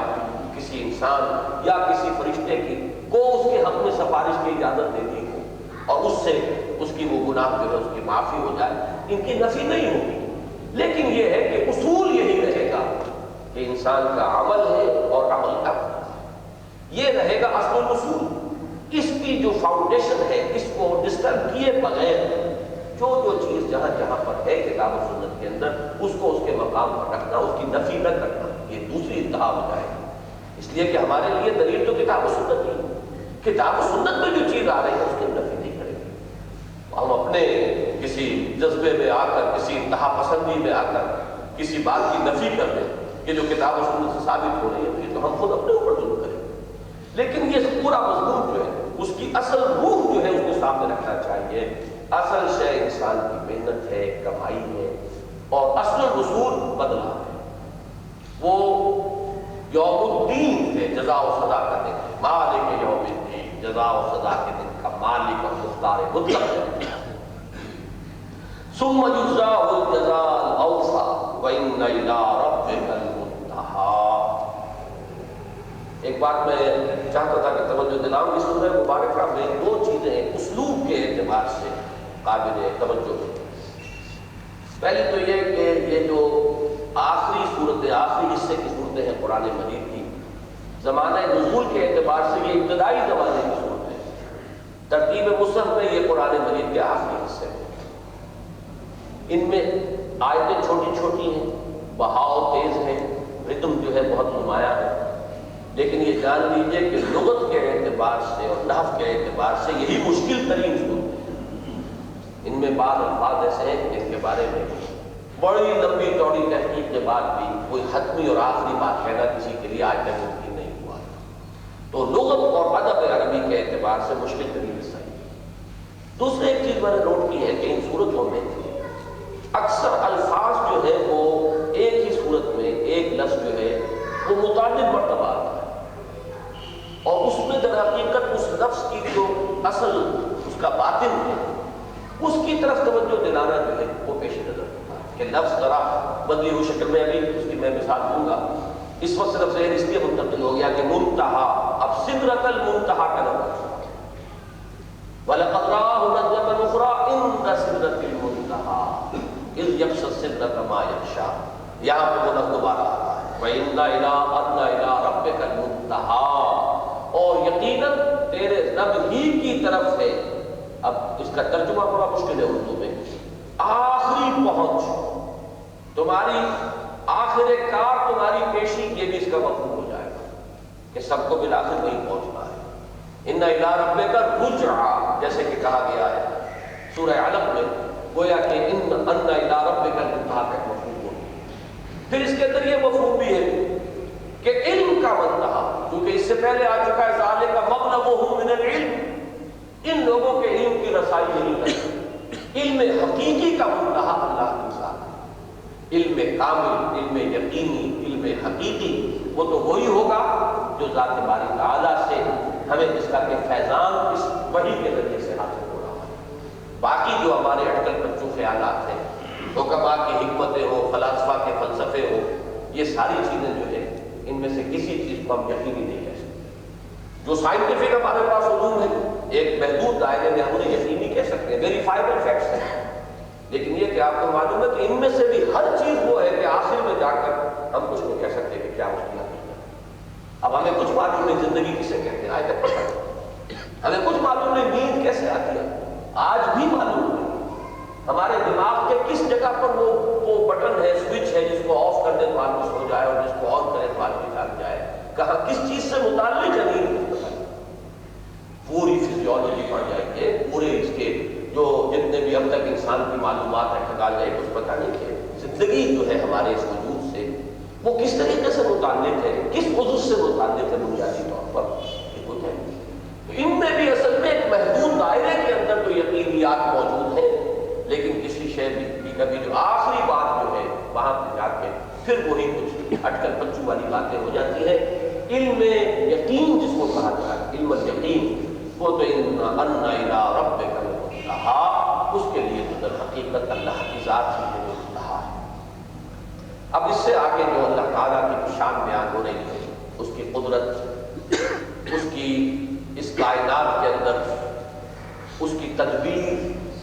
جس طریقے سے کہ وہ اس کائنات کو تصرف کر رہا ہے، وَأَنَّهُ هُوَ أَضْحَكَ وَأَبْكَى وَأَنَّهُ هُوَ أَمَاتَ وَأَحْيَا وَأَنَّهُ خَلَقَ الزَّوْجَيْنِ الذَّكَرَ وَالْأُنثَىٰ مِن نُطْفَةٍ إِذَا تُمْنَىٰ وَأَنَّ عَلَيْهِ النَّشْأَةَ الْأُخْرَىٰ وَأَنَّهُ هُوَ أَغْنَىٰ وَأَقْنَىٰ وَأَنَّهُ هُوَ رَبُّ الشِّعْرَىٰ وَأَنَّهُ أَهْلَكَ عَادًا الْأُولَىٰ وَثَمُودَ فَمَا أَبْقَىٰ۔ اب یہ اللہ تعالیٰ کی وہ جو شان ہے، اس کی قدرت کی شان، اس کے فیصلے کی تنفیذ کا جو اختیار ہے، اس کی خلاقی کی شان، ان کا طرف اشارہ کیا جا رہا ہے۔ اور اس میں در حقیقت نفی کس چیز کی ہو رہی ہے؟ شرک۔ اس لیے کہ عام طور پر دنیا میں مشرکانہ اوہام جو ہے وہ تجزیہ کریں گے تو جو مختلف مظاہر ہمیں نظر آتے ہیں، لوگوں نے ان کے لیے مختلف دیوی یا دیوتا تجویز کر دی ہے۔ بلندی کا دیوتا کوئی اور ہے، پستی کا دیوتا کوئی اور ہے، آسمان کے دیوتا کچھ اور ہے، زمین کے دیوتا کچھ اور ہے۔ یہ جو ہمیں تضادات نظر آتے ہیں، دولت دینے والا کوئی اور ہے اور کسی کے اوپر کوئی عذاب بھیج دینے والا کوئی اور ہے، تو یہ مختلف چیزوں کو، مختلف مذاہب کو مختلف دیویوں دیوتاؤں کی طرف منسوخ کیا جاتا ہے۔ یہاں جو انداز ہے اس میں در حقیقت اس کی یہ کہ وہی ہنساتا ہے اور وہی رلاتا ہے، وہی دیتا ہے وہی چھینتا ہے، عزت دیتا ہے تو وہ دیتا ہے، اگر عزت کسی سے سلب کرتا ہے تو کوئی سلب کر دیتا ہے۔ قل اللہم مالک الملک تؤتی الملک من تشاء وتنزع الملک ممن تشاء وتعز من تشاء وتذل من تشاء بیدک الخیر انک علی کل شیء قدیر تولج اللیل فی النہار وتولج النہار فی اللیل۔ یہ نہیں ہے کہ رات کا دیوتا کوئی اور ہو، دن کا دیوتا کوئی اور ہو، رات سورج کو طلوع کرنے والا کوئی اور ہو، اس کو غروب کرنے والا کوئی اور ہو، دولت دینے والا کوئی اور ہو، چھین لینے والا کوئی اور ہو۔ آپ کو معلوم ہے ہندی مائتھولوجی میں کریٹر اور ہے، سسٹینر اور ہے، ڈسٹرائر اور ہے، یہ تصنیف سے کیا جو چلی آتی ہے۔ لیکن یہ کہ قرآن مجید اس طرح کا جو مضمون آ رہا ہے، اس میں فلو ہے، اس میں ایک ادبیت ہے، فصاحت ہے، بلاغت ہے، اس میں ذرا بھی کوئی احساس ہوگا، دو چیزیں اگر موجود ہوگی وہ بہہ جائے گا۔ اگر اس میں ادبیت کا کوئی ذوق ہے، لغت کا، ادب کا، فصاحت کا، بلاغت کا کوئی ذوق ہے، تو ایک تو یہ کہ اس کے اندر وہ بہے گا، دوسرا یہ کہ اس کے اپنے اندر اس کی فطرت سلیمہ کی اگر کوئی رونق اگر باقی ہے تو وہ لبیک کہے گی کہ دیکھنا تقدیر کی لذت میں جو اس نے کہا، میں نے یہ جانا کہ گویا یہ بھی میرے لیے۔ تو یہ دونوں چیزیں ہیں اصل میں اس صورت کے آخر میں، جیسا کہ میں نے آپ کو بتایا، یہی وہ بہاؤ ہے مضامین کا کہ جس کے نتیجے میں یہ صورت پیدا ہوئی کہ یہ صورت حضور نے ایک مجمع میں پڑھی، اور یہ میں ابتدا میں آپ کو بتا چکا ہوں کہ یہ پہلی صورت ہے جو اس طرح ایک مجمع عام میں حضور نے پڑھ کر سنائی اور پوری کی پوری سنائی، اور یہ کہ وہ لوگ انتہائی مخالف ہونے کے باوجود کہیں انٹرپٹ نہیں کر سکے، مبہوت ہو کر رہ گئے، اس لیے کہ وہ تو شور مچانا چاہیے تھا انہیں، جیسے کہ ابو لہب نے پہلے ہی جب حضور نے پہلی مرتبہ تقریر کی ہے، واز فرمایا، اس نے انٹرپٹ کر دیا، ڈمبل لگا لہٰذا جمع کرا، تمہارے لیے ہلاکت اور بربادی ہو، کیا ہمیں اس کام کے لیے جمع کیا؟ لیکن اس سورہ مبارکہ کے اندر جو ذوق ہے، جو اس کا فلو ہے، جو اس کی فصاحت اور بلاغت ہے، جو اس کے اندر ادبیت کی چاشنی، ایک تو وہ چیز، دوسرے ہے کہ اس نے ان کے اندر فطرت کے جو چھپے ہوئے تار ہیں انہیں چھیڑا۔ یہ چیز صرف فصاحت اور بلاغت کی نہ سمجھیے، اس لیے کہ اگر یہی بات آپ کے سامنے رہے گی تو یہ در حقیقت ما قدر اللہ حق قدرہ کے مطابق یہ قرآن کی ناقدری ہوگی کہ صرف فصاحت اور بلاغت کے بہاؤ میں قرآن بہا کر کے گیا۔ نہیں، صرف فصاحت اور بلاغت نہیں ہے، صرف ادبیت کی چاشنی نہیں ہے، بلکہ یہ کہ یہ فطرت کے تاروں کو چھیڑنے والی چیز ہے، انسان کے اندر سے اس کی گواہی جو ہے وہ نکلتی ہے برابر، ہاں بات ٹھیک ہے۔ تو اسی طریقے سے یہاں پر اس کے پڑھنے میں ہو ذرا سا ترجمہ آتا ہو تو روانی کے ساتھ پڑھنے میں جو اس کا تعصب قائم ہوگا، ترجمے ورجمے میں پھر وہ نہیں رہتا، ترجمے میں تو یہ لفظ یہ ہے اور اس لفظ کا یہ مفہوم ہے اور اس کا اصل یہ ہے اور اس کی کا یہاں یہ بات آیا ہے، وہ بات جو ہے وہ زیادہ ایک علمی ایکسرسائز بن جاتی ہے۔ آپ کو قرآن مجید کا تعصب جس کو ہم کہیں گے وہ تو در حقیقت آتا ہے اس کو اس روانی کے ساتھ پڑھنا کہ کوئی ہمارے اور قرآن کے اس مطلب کے مابین کوئی حجاب نہ رہے، اور براہ راست جیسے کہ علامہ اقبال نے فرمایا کہ تیرے ضمیر پہ جب تک نہ ہو نزول کتاب، تیرا خوشا ہے نہ راضی نہ صاحب کشاف، یہ براہ راست نزول ہو، ترشح ہو رہا ہو ہمارے ضمیر پر، ہمارے قلوب پر، تو اس کی کیفیت پیدا ہو۔ اسی طریقے سے نوٹ کیجیے کہ قرآن مجید میں اور احادیث میں جو اللہ تعالیٰ کے اسماء آئے ہیں 99 اسماء کی تفصیل بہت سی احادیث میں ہے، کہیں کہیں لفظی فرق بھی ہے مختلف روایات میں، لیکن ان کے بارے میں ایک بات نوٹ کر لیجیے کہ بعض اسماء اللہ تعالیٰ کے وہ ہیں جن کو علیحدہ ایک اسم کو لینا یا اس کا ذکر کرنا جائز نہیں ہے، مطلب یا معز ہو یا مذل ہو، یہ دونوں ساتھ آنا چاہیے، دیکھیں تصویر میں یہ دو رخ ہیں، یا قابض ہو یا باسط ہو، قابض قبض کرنے والا، باسط کھولنے والا، معز اور مذل، اور اسی طریقے سے رافع اور خافض، گرانے والا اٹھانے والا، عزت دینے والا ذلت دینے، یہ ہے کہ دو جوڑوں کی شکل، اور وہی جوڑوں والا انداز ہے انہو ہوا اضحک وابکا، اور یہ کہ وہی ہے جو ہنساتا ہے اور رلاتا ہے، وانہو ہوا امات واحیا، اس میں بھی جو زور ہے نا ہوا کی تکرار سے، انہو ہوا امات واحیا، اور یہ کہ وہی ہے وہ کہ جو مارتا ہے اور جلاتا ہے، کوئی دو خدا نہیں ہے، زندہ رکھنے والا کوئی اور مارنے والا کوئی اور، وَأَنَّهُ خَلَقَ الزَّوْجَيْنِ الذَّكَرَ وَالْأُنثَىٰ، اور وہی ہے کہ جس نے نر اور مادہ پیدا کیے، جوڑے بنائے، من نطفۃ اذا تمنیٰ، نطفۃ یہاں نکرہ کی شکل میں آیا، ایک بوند سے جو کہ جبکہ وہ ٹپکائی ہوتا ہے، اس میں ادھر بھی اشارہ ہے، اس نطفے کے اندر کہاں تمہیں فرق محسوس ہو جائے گا کہ جس سے اتنا بڑا فرق جو ہے اسی نطفے سے جو ہے وہ نر پیدا ہو رہا ہے، اسی سے مادہ بن رہی ہے، اور اس میں فرق نہیں ہے، آج بھی وہ مائکروسکوپ جو ہے الیکٹرانک مائکروسکوپ کے باوجود ان کے اندر فرق جو ہے ان کو تلاش کرنا ناممکن ہے، تو اسی سے پورا جسمانی نظام مختلف، پورا نفسیاتی ساخت کا معاملہ مختلف، انہو خلق الزوجین الذکر والانثیٰ من نطفۃ اذا تمنیٰ، ایک نطفے سے، ایک بوند سے جبکہ وہ ٹپکائی جاتی ہے، اسی سے وہ کسی کو مرد کسی کو عورت بنا دیتا ہے، وَأَنَّ عَلَيْهِ النَّشْأَةَ الْأُخْرَىٰ، اور یہ کہ اسی کے ذمے ہے دوبارہ اٹھانا، ایک اور بار اٹھانا، نشا اٹھنا، انشا اٹھانا، اسی لیے انشا کہتے ہیں کمپوزیشن کو، ایک خیال ہے آپ اسے لکھنے بیٹھتے ہیں، یہ لفظ منشی جو ہمارے ہاں آپ کو استعمال نہیں ہوتا، اسی زمانے میں یہ ایک بڑا یعنی مدح کا اور ستائش کا لفظ ہوتا تھا، منشی، فلاں منشی، کہ بہت ہی جو شخص واقع ہے، آج کل بھی آپ کو معلوم ہے دفتری اصطلاح میں بہت اچھی ڈرافٹنگ کرنے والا جو ہوتا ہے اس کی ایک صلاحیت مانی جاتی ہے اور وہ کہ بہت اچھا ڈرافٹ بناتا ہے، تو منشی اس کو کہتے ہیں کہ جو کسی چیز کو، کسی خیال کو اٹھائے اور خیال کو باندھے، کمپوز کرے، اب باندھنا خیال کا اور کمپوز کرنا دیکھیں زبانوں کے الفاظ جو ہیں ان میں کس قدر فرق ہے، اور پھر جب وہ اس کو مرتب کر کے پیش کرتا ہے تو منشی، اب نشا اٹھا تو علیہم نشأۃ الاخری، دوسری مرتبہ کا اٹھانا اس کے ذمے، یہاں جو ہے خاص طور پر جو صلہ آیا ہے اعلیٰ آتا ہے عربی زبان میں کسی کا کسی کے ذمے، یہ اس کی ذمہ داری ہے، اس میں ایک پورا فلسفہ اس پر ہے کہ ہم صرف یہ نہیں کہتے کہ اللہ اٹھائے گا، نہیں، اللہ کے لیے اٹھانا لازمی ہے، اس نے اپنے اوپر لازم کر لیا، اس کی وجہ کیا ہے اس کو سمجھتے ہیں۔ ایک شخص فرض کیجئے کہ اللہ تعالیٰ کی بات مانتا ہے، رسول کی بات مانتا ہے، حلال اور حرام کی قیود تسلیم کرتا ہے، زندگی میں اس کے لیے قدم قدم پر مشکل آ رہی ہے، وہ تو بن گیا اللہ اور رسول کے کھوٹے سے بچا ہوا، کہیں حرام خوری کے اندر اس کا ہاتھ پڑتا تھا لیکن وہ تو ہاتھ نہیں ڈال سکتا، اس کے لیے تو یہ نہیں ہے جہاں چاہے منہ مار دے۔ اب وہ شخص جو پابند ہو کر زندگی بسر کر رہا ہے اور اس دنیا میں اپنی اس پابندی کی وجہ سے نقصان برداشت کر رہا ہے، کیا لازم نہیں ہے کہ اس کو دوبارہ اٹھا کر اور کمپنسیٹ کیا جائے، اس کو بدلہ دیا جائے؟ اگر نہ اٹھایا جائے دوبارہ اور زندگی دوبارہ نہ ہو تو پھر تو یہ گھاٹے کا سودا ہے، پھر تو وہ مظلوم ہے، پھر وہ نقصان دے رہا ہے۔ تو اس لیے قرآن مجید میں کئی جگہ یہ مضمون آیا ہے کہ اللہ تعالیٰ کے ذمے ہے یہ، اور یہ رحمت کا تقاضا ہے اس کا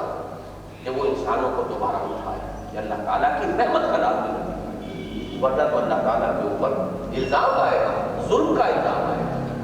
کہ جو لوگ اسی نے ہمارے دل میں ڈالی ہے نا نیکی اور بدی کی جو ایک پہچان ہے، اب اس نیکی اور بدی کی پہچان، اندر کی پکار کو، اپنے ضمیر کی پکار کو کوئی تو لبیک کہہ رہا ہے، کوئی نظر انداز کر رہا ہے، جو لبیک کہہ رہا ہے اس کے لیے قدم قدم پر رکاوٹ ہے، اس کا ضمیر اسے روکتا ہے،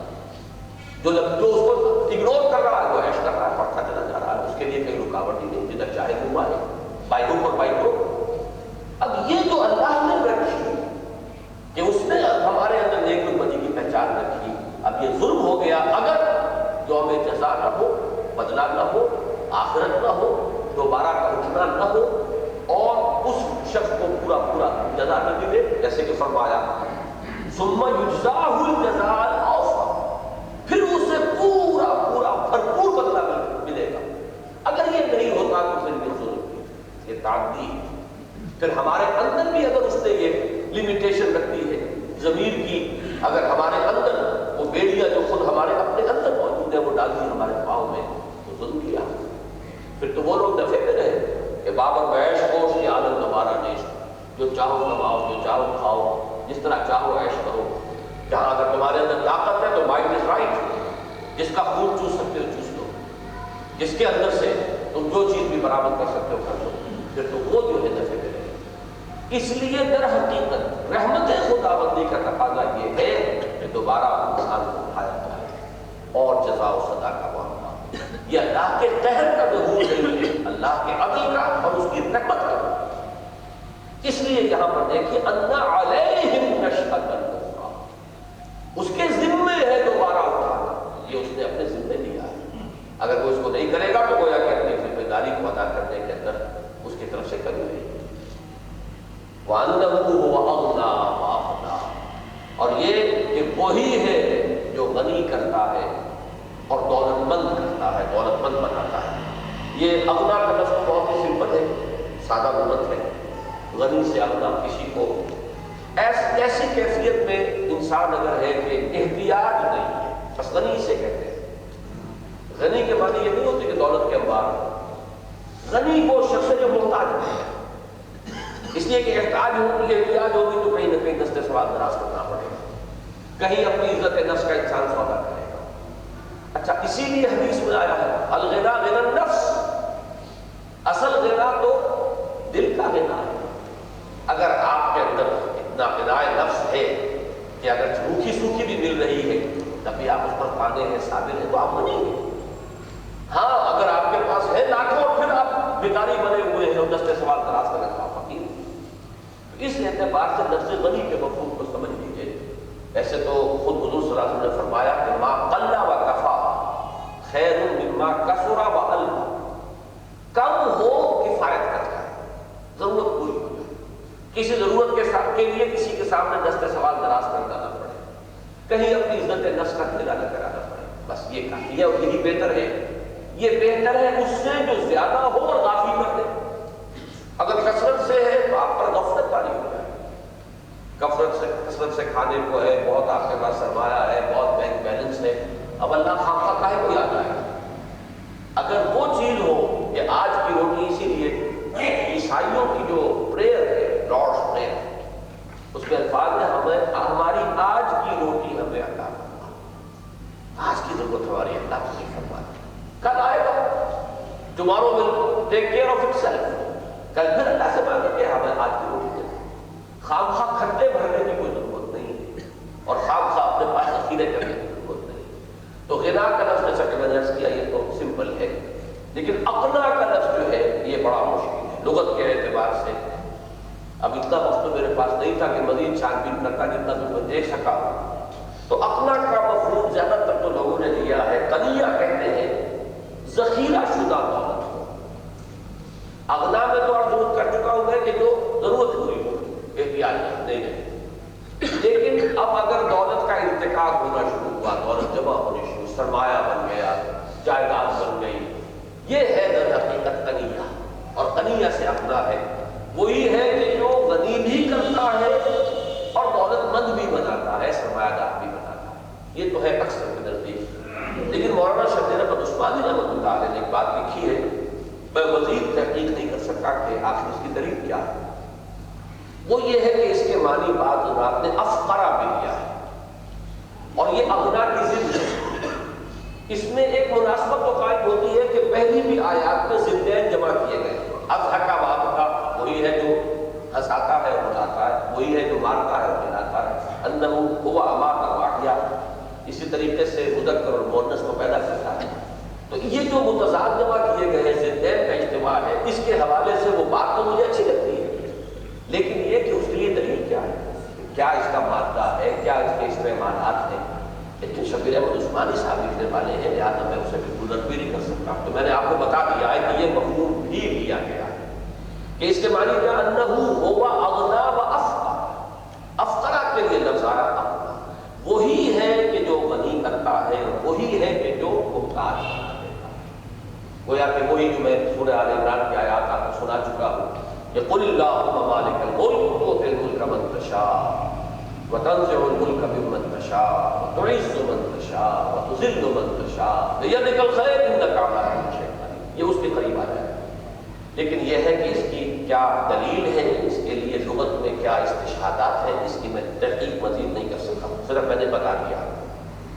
انہ هو اغنا واغنا، وہی ہے جو غنی بناتا ہے، انسان کی احتیاجات کو رفع کر دیتا ہے، اور وہی ہے جو یا فقیر بنا دیتا ہے، انسان کو محتاج کر دیتا ہے، یا اسے سرمایہ دار بنا دیتا ہے۔ دونوں یہ بالکل مخالف مفہوم اس کے لیے گئے۔ وَأَنَّهُ هُوَ رَبُّ الشِّعْرَىٰ، اور وہی ہے رب مالک شعراء کا۔ شعراء یہ ایک خاص ستارہ ہے۔ اب میں چونکہ زیادہ اس سے ایسٹرونومی سے واقف نہیں ہوں اور عام تفاسیر سے بھی پورے طور پہ واضح نہیں ہو سکا ہے کہ کون سے ستارے کو شعراء کہا جاتا ہے، مختلف الفاظ ہیں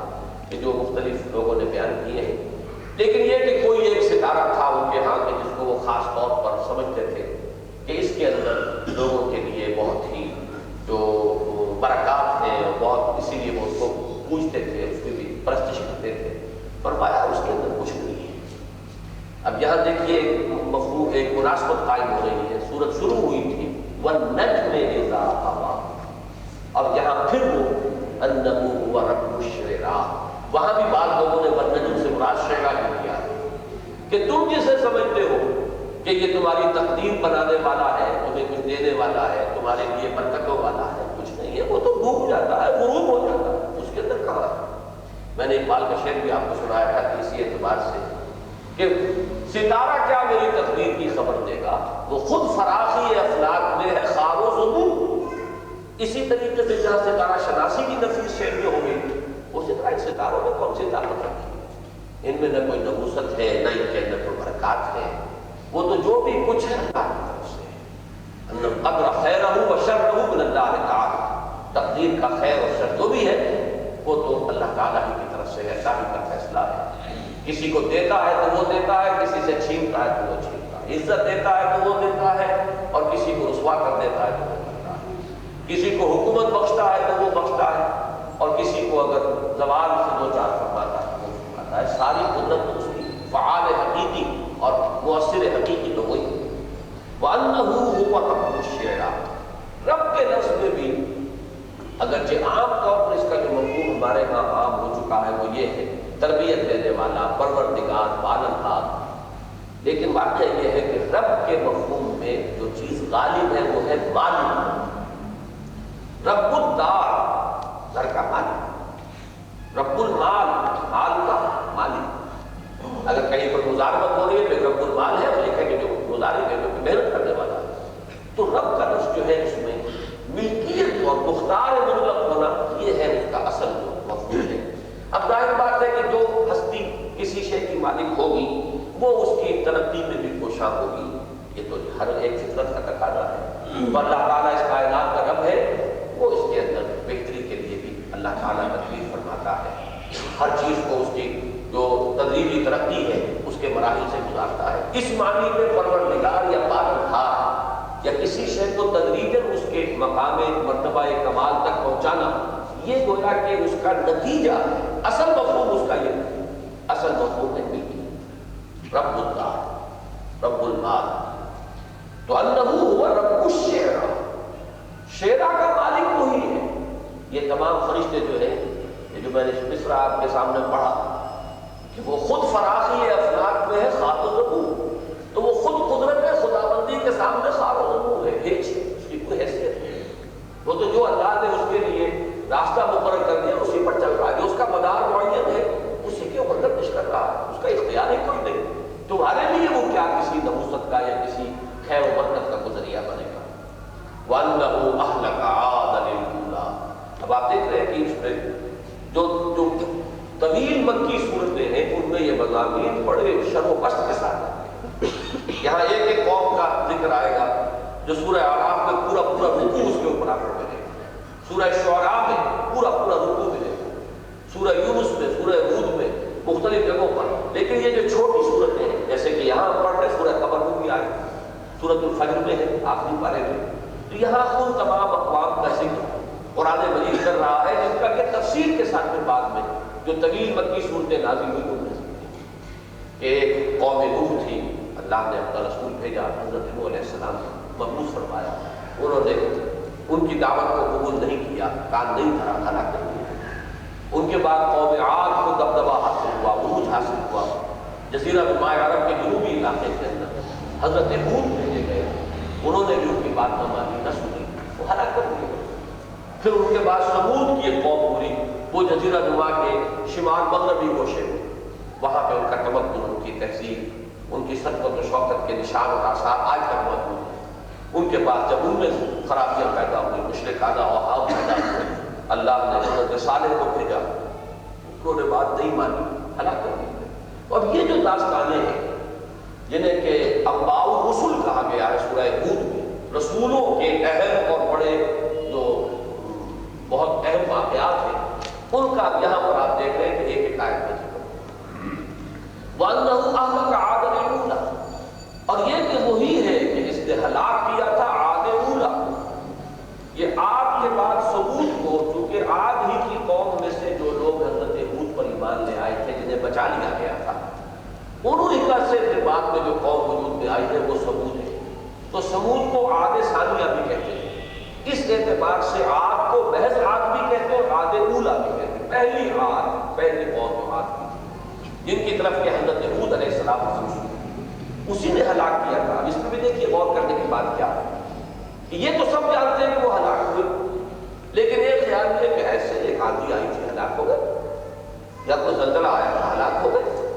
سیلاب آیا تھا ہلاک ہو گئے، یعنی وہ جو اصل مؤثر حقیقی ہے وہ نگاہوں سے بدل گئے۔ ہمارا یہ ہوا تھا، وہ ہوا تھا، پاکستان دوست ہو گیا، اب یہ اسباب ہو گئے، وہ اسباب ہو گئے، خدا نہ خواستہ کوئی اور مصیبت ہم پر آ گئی تو ہم انہی اسباب کی طرف اس کو منسوخ کر کے فارغ ہو جائیں، بھول جاتے ہیں کہ یہ پورا کارخانہ قدرت جو ہے کسی قادر مطلق کے ہاتھ میں، اس کا قانون ہے کہ جو یہاں پہ کار فرما ہے، اس کا حکم ہے جس کے تحت کہ یہ سارے واقعات جو ہے حکم میں آ رہے ہیں۔ اس نے جو اصول بنائے ہیں وَلَن تَجِدَ لِسُنَّتِ اللَّهِ تَحْوِيلًا وَلَن تَجِدَ لِسُنَّتِ اللَّهِ تَبْدِيلًا، یہ در حقیقت اس کی اس سنت ثابتہ کا ظہور ہے کہ جو ہو رہا ہے۔ یہ جو میں ان پچھلے دنوں میں خاص طور پر کراچی میں جو حوادث ہوئے ہیں، جس کے بارے میں نے وہ آیات قرآنیہ جو اس کا حوالہ دیا کہ یہ وَلَنُذِيقَنَّهُم مِّنَ الْعَذَابِ الْأَدْنَىٰ دُونَ الْعَذَابِ الْأَكْبَرِ لَعَلَّهُمْ يَرْجِعُونَ،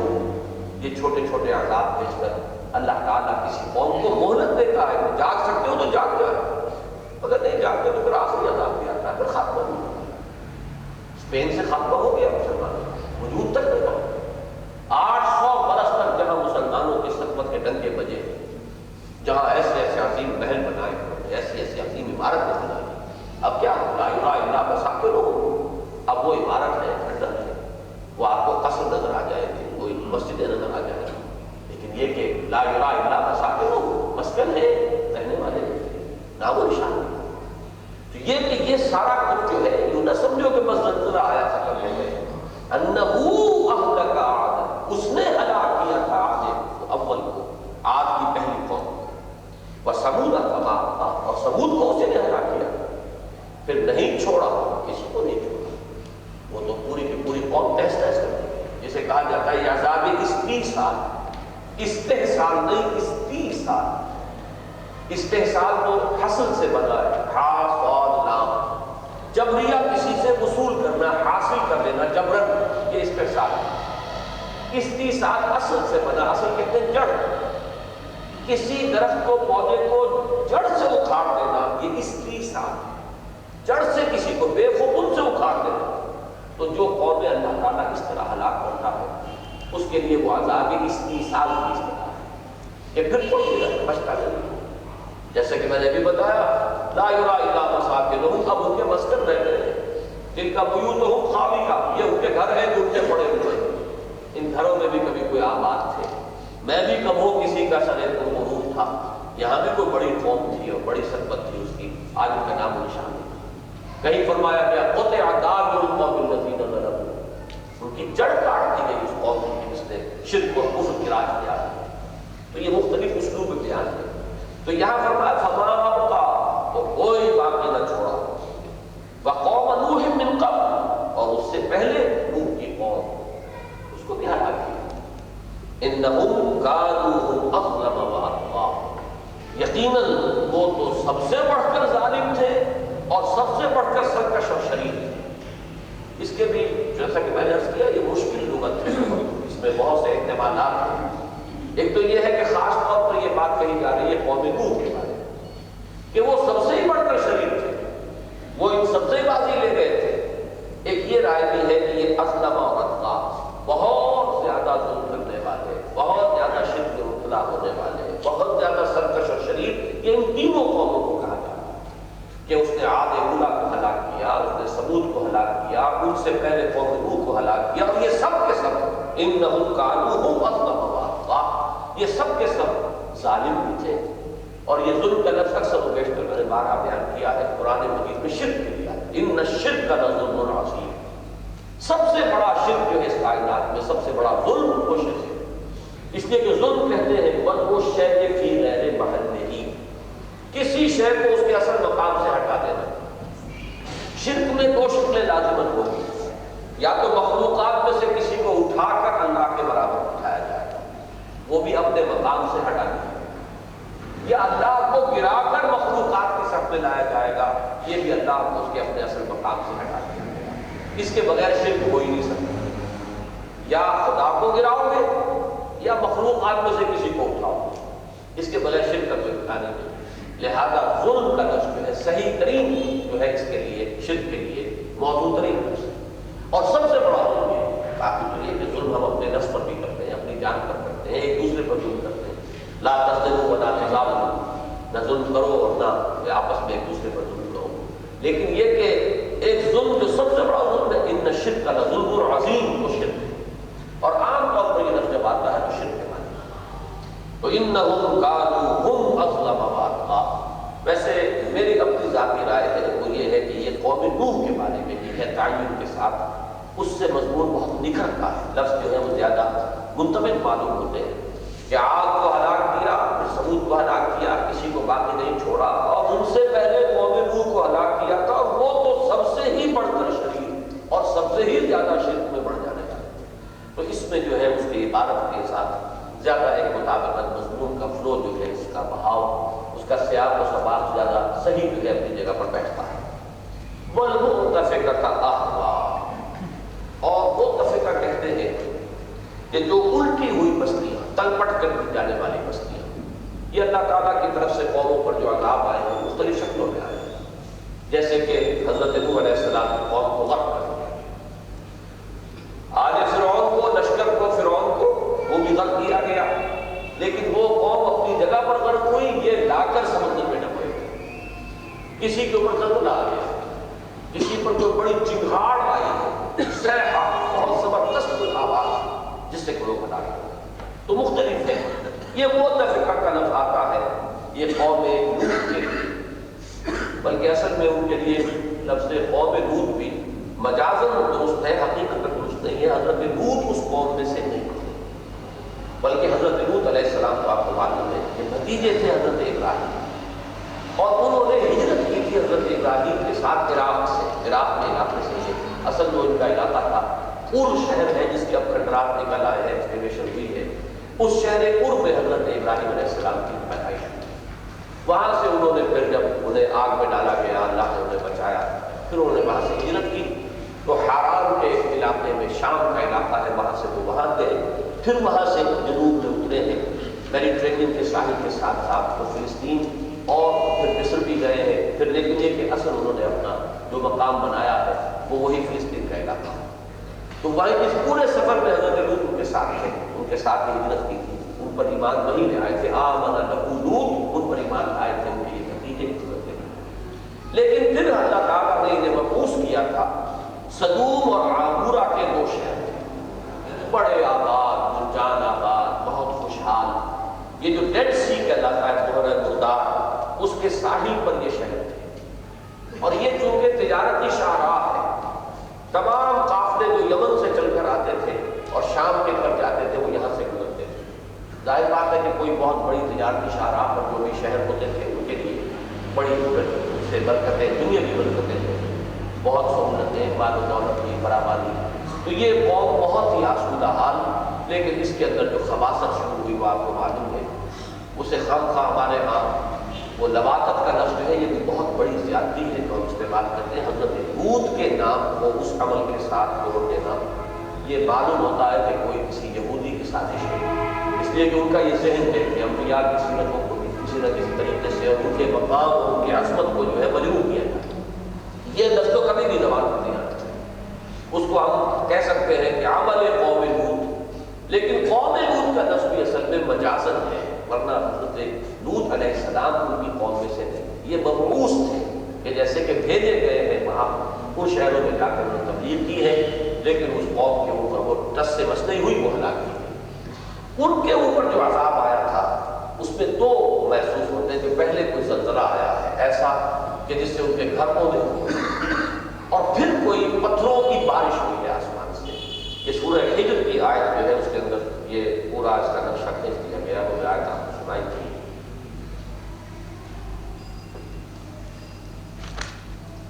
آپ اس اب آپ سناتے تھے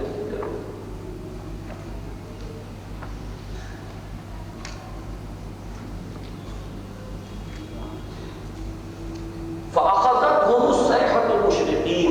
فَجَعَلْنَا عَالِيَهَا سَافِلَهَا وَأَمْطَرْنَا عَلَيْهِمْ حِجَارَةً مِّن سِجِّيلٍ۔ ایک تو یہ کہ سب سے پہلے جو صبح کے وقت تھی، جیسے ہی صبح یعنی ہوئی ہے، اشراق جسے کہتے ہیں، تو ایک بڑی زبردست چنگھاڑ آئی ہے، ایک آواز، اور اس آواز کے اندر بڑی قوت ہوتی ہے، اس لیے کہ قیامت میں جب آئے گی تو آواز اس سے آئے گی، سور میں پھونکا جائے گا، اور وہی ہے وہ آواز کہ جس کی وجہ سے ایک عمومی موت طاری ہو جائے گی۔ تو صیحہ فجعلنا عالیہا سافلہ، اس سے کوئی زلزلہ ایسا آیا اس آواز کی سے، اس لیے کہ یہ آج تک تو بات سمجھ میں آتی ہے کہ یہ بھی جو ساؤنڈ ویوز ہے،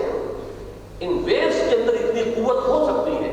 کہ وہ عمارتوں کو منع کرتے اور توڑ پھوڑ کرتے، تو ان کی وہ بنیاد جو عمارتیں ہیں وہ گری ہیں، تو جعلنا عالیہا سافلہ، ان کی جو بلندیوں کو پستیوں میں تبدیل کر دیا۔ ظاہر بات ہے جب عمارت گرے گی تو چھت نیچے آئے گی، پھر دیواریں اس کے اوپر آئے گی، اس طریقے سے وہ اوپر والا نیچے اور نیچے والا اوپر۔ جعلنا عالیہا سافلہ وامطرنا علیہم حجارۃ من سجیل، اور پھر کنکروں کی بارش ہوئی ہے کہ اس نے ان کو ملبہ بنا دیا، جیسے کہ پومپی آئی کے اوپر ریت اس کی راکھ کی بارش ہوئی تھی، اور اس سے وہ پورا کا پورا شہر جو ہے اس کے اندر چھپ گیا، اور ساتھ یہ بھی معلوم ہوتا ہے کہ پھر یہ شہر جو ہے دھس گئے، اور اب وہ اصل میں یہی جو ڈیڈ سی ہے بحر مردار، اور کوئی عجب نہیں کہ اسی وجہ سے اس کا نام بحر مردار رکھا گیا، ڈیڈ سی۔ اب اس کے اندر یہ اس کے اندر دھس چکے ہوئے ہیں، ان کے کوئی اب کھنڈرات کہیں نہیں ملتے، جیسے کہ قوم ثمود کے کھنڈر موجود ہیں، لیکن یہ کہ قوم لوط کے یہ جو شہر تھے عامورہ اور سدوم کے کوئی کھنڈرات بھی موجود ہیں۔ تو فرمایا وَالْمُؤْتَفِكَةَ أَهْوَىٰ، اور ان الٹ ڈالے والی بستیوں کو اس نے تلپٹ کر دیا یا پٹخ دیا۔ اب یہاں بھی دیکھیے احوا کا لفظ آیا، وَالنَّجْمِ إِذَا، ہوا سے ہم چلے تھے، اور میں نے اس وقت بھی عرض کیا تھا کہ ہوا کے ماضی سے مضارع دو بنتے ہیں، ہوا یہوا اور ہوا یہوی۔ یا ہوا یہوی کے معنی ہے کسی نیچے گرنا، مائل ہو جانا، زائل ہو جانا، ڈوب جانا۔ وَالنَّجْمِ إِذَا هَوَىٰ، گواہ ہے ستارہ جب کہ ڈوبے اور غروب ہو جائے۔ اور ہوا یہوا کے معنی ہے خواہش نفس، کوئی نفسانی خواہش جو ہے اس کی پیروی کرنا۔ اب اس ہوا یہوی سے باب افعال ہے یہ احوا، الٹا کر دیا، نیچے کر دیا، پٹک دیا، جیسے کہ محسوس ہوتا ہے کہ کسی شہر کو اٹھا کر پٹک دیا جائے، ایسے وہ سدوم اور عامورہ کی بستیاں ڈالی۔ وَالْمُؤْتَفِكَةَ أَهْوَىٰ، اور ان الٹی ہوئی بستیوں کو پٹک ڈالا۔ وَغَشَّاهَا وَغَشَّا، پھر اسے ڈھانپ لیا جس چیز نے ڈھانپ لیا۔ یا پھر دیکھیے میں نے عرض کیا تھا کہ الفاظ کی مشابہت اور مناسبت، وہ سدرۃ المنتہا کے ذکر میں آیا تھا، اذ یغشی السدرۃ ما یغشی ما زاغ البصر وما طغی، وہی اسلوب یہاں پر آیا، فغشاها ما غشی، پھر اس بستی کو، ان بستیوں کو ڈھانپ لیا جس چیز نے ڈھانپ لیا، تم کیا جانو جس چیز نے ڈھانپ لیا، وہ آسمان سے جو بارش ہوئی کنکروں کی، یا کوئی راہ جو تیز ہوا کے ساتھ کوئی چیزیں آئی ہیں، اس کے اندر بھی اب اس کی تفصیل نہیں بیان کی۔ سورہ ہجر کی آیت میں آ چکا ہے کہ ہم نے حجارۃ من سجیل ان کے اوپر بھیجے، ان کی بارش برسائی، لیکن یہاں اس صورت کی جو اس کا اسلوب ہے اس کے اعتبار سے، جیسے اذ یغشی السدرۃ ما یغشی فغشاها ما غشی، پھر ان بستیوں کو ڈھانپ لیا جس چیز نے ڈھانپ لیا۔ فبأي آلاء ربك تتمارى، یہ بات اور نوٹ کر لیں کہ قرآن مجید میں جب ان واقعات کا تذکرہ ہوتا ہے تو مخاطب وہ لوگ ہیں کہ جو ان سے واقف تھے، اس لیے تفصیل میں جانے کی ضرورت نہیں، اس لیے کہ یہ ساری عرب کی پرانی تاریخ ہے، اسی لیے قرآن مجید میں اور دور دراز کے چین کے، روم کے حالات بیان کیے ہیں، اس لیے کہ جو اولین مخاطب تھے انہیں پہلے تو تاریخ پڑھانی پڑتی، پہلے جغرافیہ پڑھانا پڑتا، پھر قوم چین کا یا کسی اور کا، کسی ملک کے حالات جو ہیں، یہ نہیں ہے کہ کہیں اور نبی نہیں آئے، یہ نہیں ہے کہ کہیں اور عذاب نہیں آئے، ان سب کا ذکر نہیں کیا، بلکہ صرف ان چیزوں کا ذکر ہے، ان اقوام کا، ان بستیوں کا کہ جو عرب کے قرب و جوار میں گرد و نواح میں تھیں اور اس لیے ان کے علم تھی۔ فَبِأَيِّ آلَاءِ رَبِّكَ تَتَمَارَىٰ، تو تم اپنے رب کی کون کون سی نعمتوں کو اور کون کون سی نشانیوں کو، کون کون سی قدرتوں کو جھٹلاؤ گے۔ یہ آلہ کا لفظ جو ہے یہ بہت کثرت کے ساتھ، تکرار کے ساتھ آئے گا سورہ رحمان میں، اس پر تفصیلی بحث وہاں کر لیں گے، لیکن یہاں میں جو اس کے عام مفہوم لیا جاتا ہے اسی کے حوالے سے یہ بیان کر دوں کہ یہ بھی نعمت ہے، قوموں کا ہلاک کرنا بھی نعمت ہے، جیسے میں نے عرض کیا کہ بعض سے بعد الموت رحمت ہے، یہ نہیں ہے کہ یہ اللہ کے قہر کا بذر ہے، بلکہ اللہ کی رحمت ہے کہ وہ اپنے نیک وکار بندوں کو صلہ دے، اپنے وفاداروں کو کی حوصلہ افزائی فرمائے، انہیں خلافوں سے نوازے، ان پر انعام و اکرام کی بارش کرے، رحمت ہے خدا بندی کے منظر بعض سے بعد الموت۔ اسی طرح جیسے کسی گھر کی صفائی کرنا اس گھر کے حق میں رحمت ہے، ایسے ہی جیسے کسی مریض کا اگر ہاتھ گل گیا تو اس ہاتھ کو کاٹ دینا اس مریض کے حق میں رحمت ہے اور نعمت ہے، ورنہ اس کا پورا جسم جو ہے مسموم ہو جائے گا اور وہ پوری زندگی سے ہاتھ میں بیٹھے گا۔ اسی طرح جو قومیں اس طرح گل سڑ چکی جن میں خیر کا وجود نہ رہے، جن کا یوں کہیے کہ جسے ہم کہتے ہیں کہ فلاں قوم کا تو بیج مارا گیا، اس کا خمیر خراب ہو گیا، جیسے کہ حضرت نوح علیہ السلام نے فرمایا کہ رب لا تذر الارض من الکافرین دیارا انک ان تذرهم یضلوا عبادک ولا یلدوا الا فاجرا کفارا، پروردگار زمین پر کافروں کے کسی ایک گھر کو بسنا نہ چھوڑ،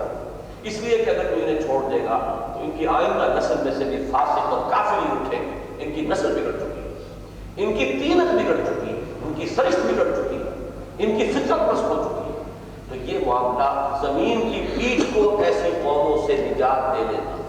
جیسے کہ آپ کہیں پر دیکھتے ہوں گے کہ کوڑا کرکٹ جمع کیا اور اچھائی دکھائی اب وہ جل رہا ہے، یہ در حقیقت یہ صفائی ہے۔ وَلَوْلَا دَفْعُ اللَّهِ النَّاسَ بَعْضَهُم بِبَعْضٍ لَهُدِّمَ الصَّوَامِعُ وَبِيعٌ وَصَلَوَاتٌ وَمَسَاجِدُ يُذْكَرُ فِيهَا اسْمُ اللَّهِ كَثِيرًا۔ اللہ تعالیٰ کی رحمت کا مدعو ہے، یہ بھی اللہ تعالیٰ کی نعمت ہے کہ وہ اس دھرتی کو اس طرح کے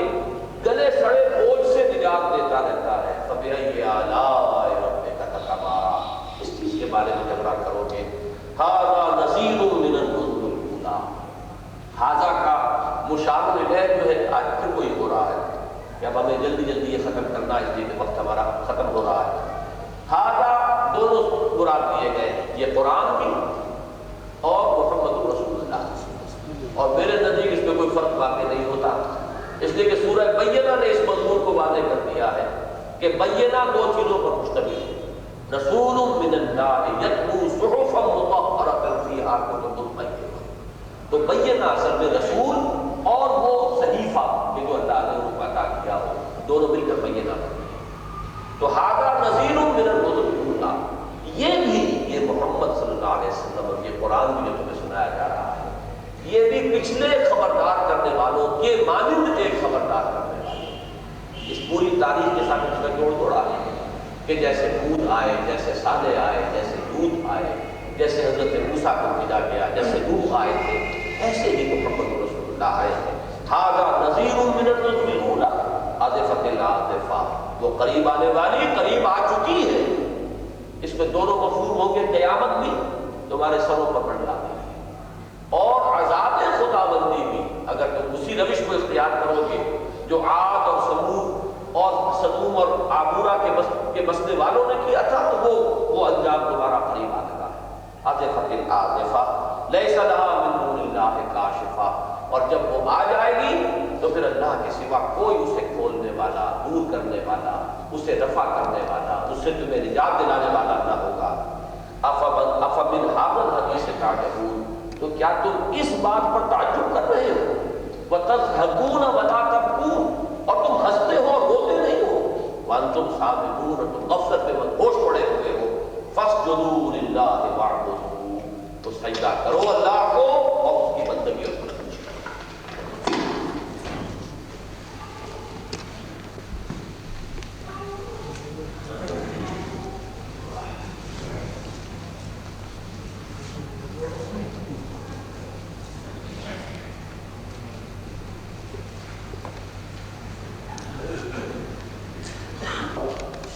اللہ علیہ وسلم نے جب یہ سورہ مبارکہ ایک مجمع عام میں پڑھ کر سنائی ہے، جو اس کی کیفیات ہوئی،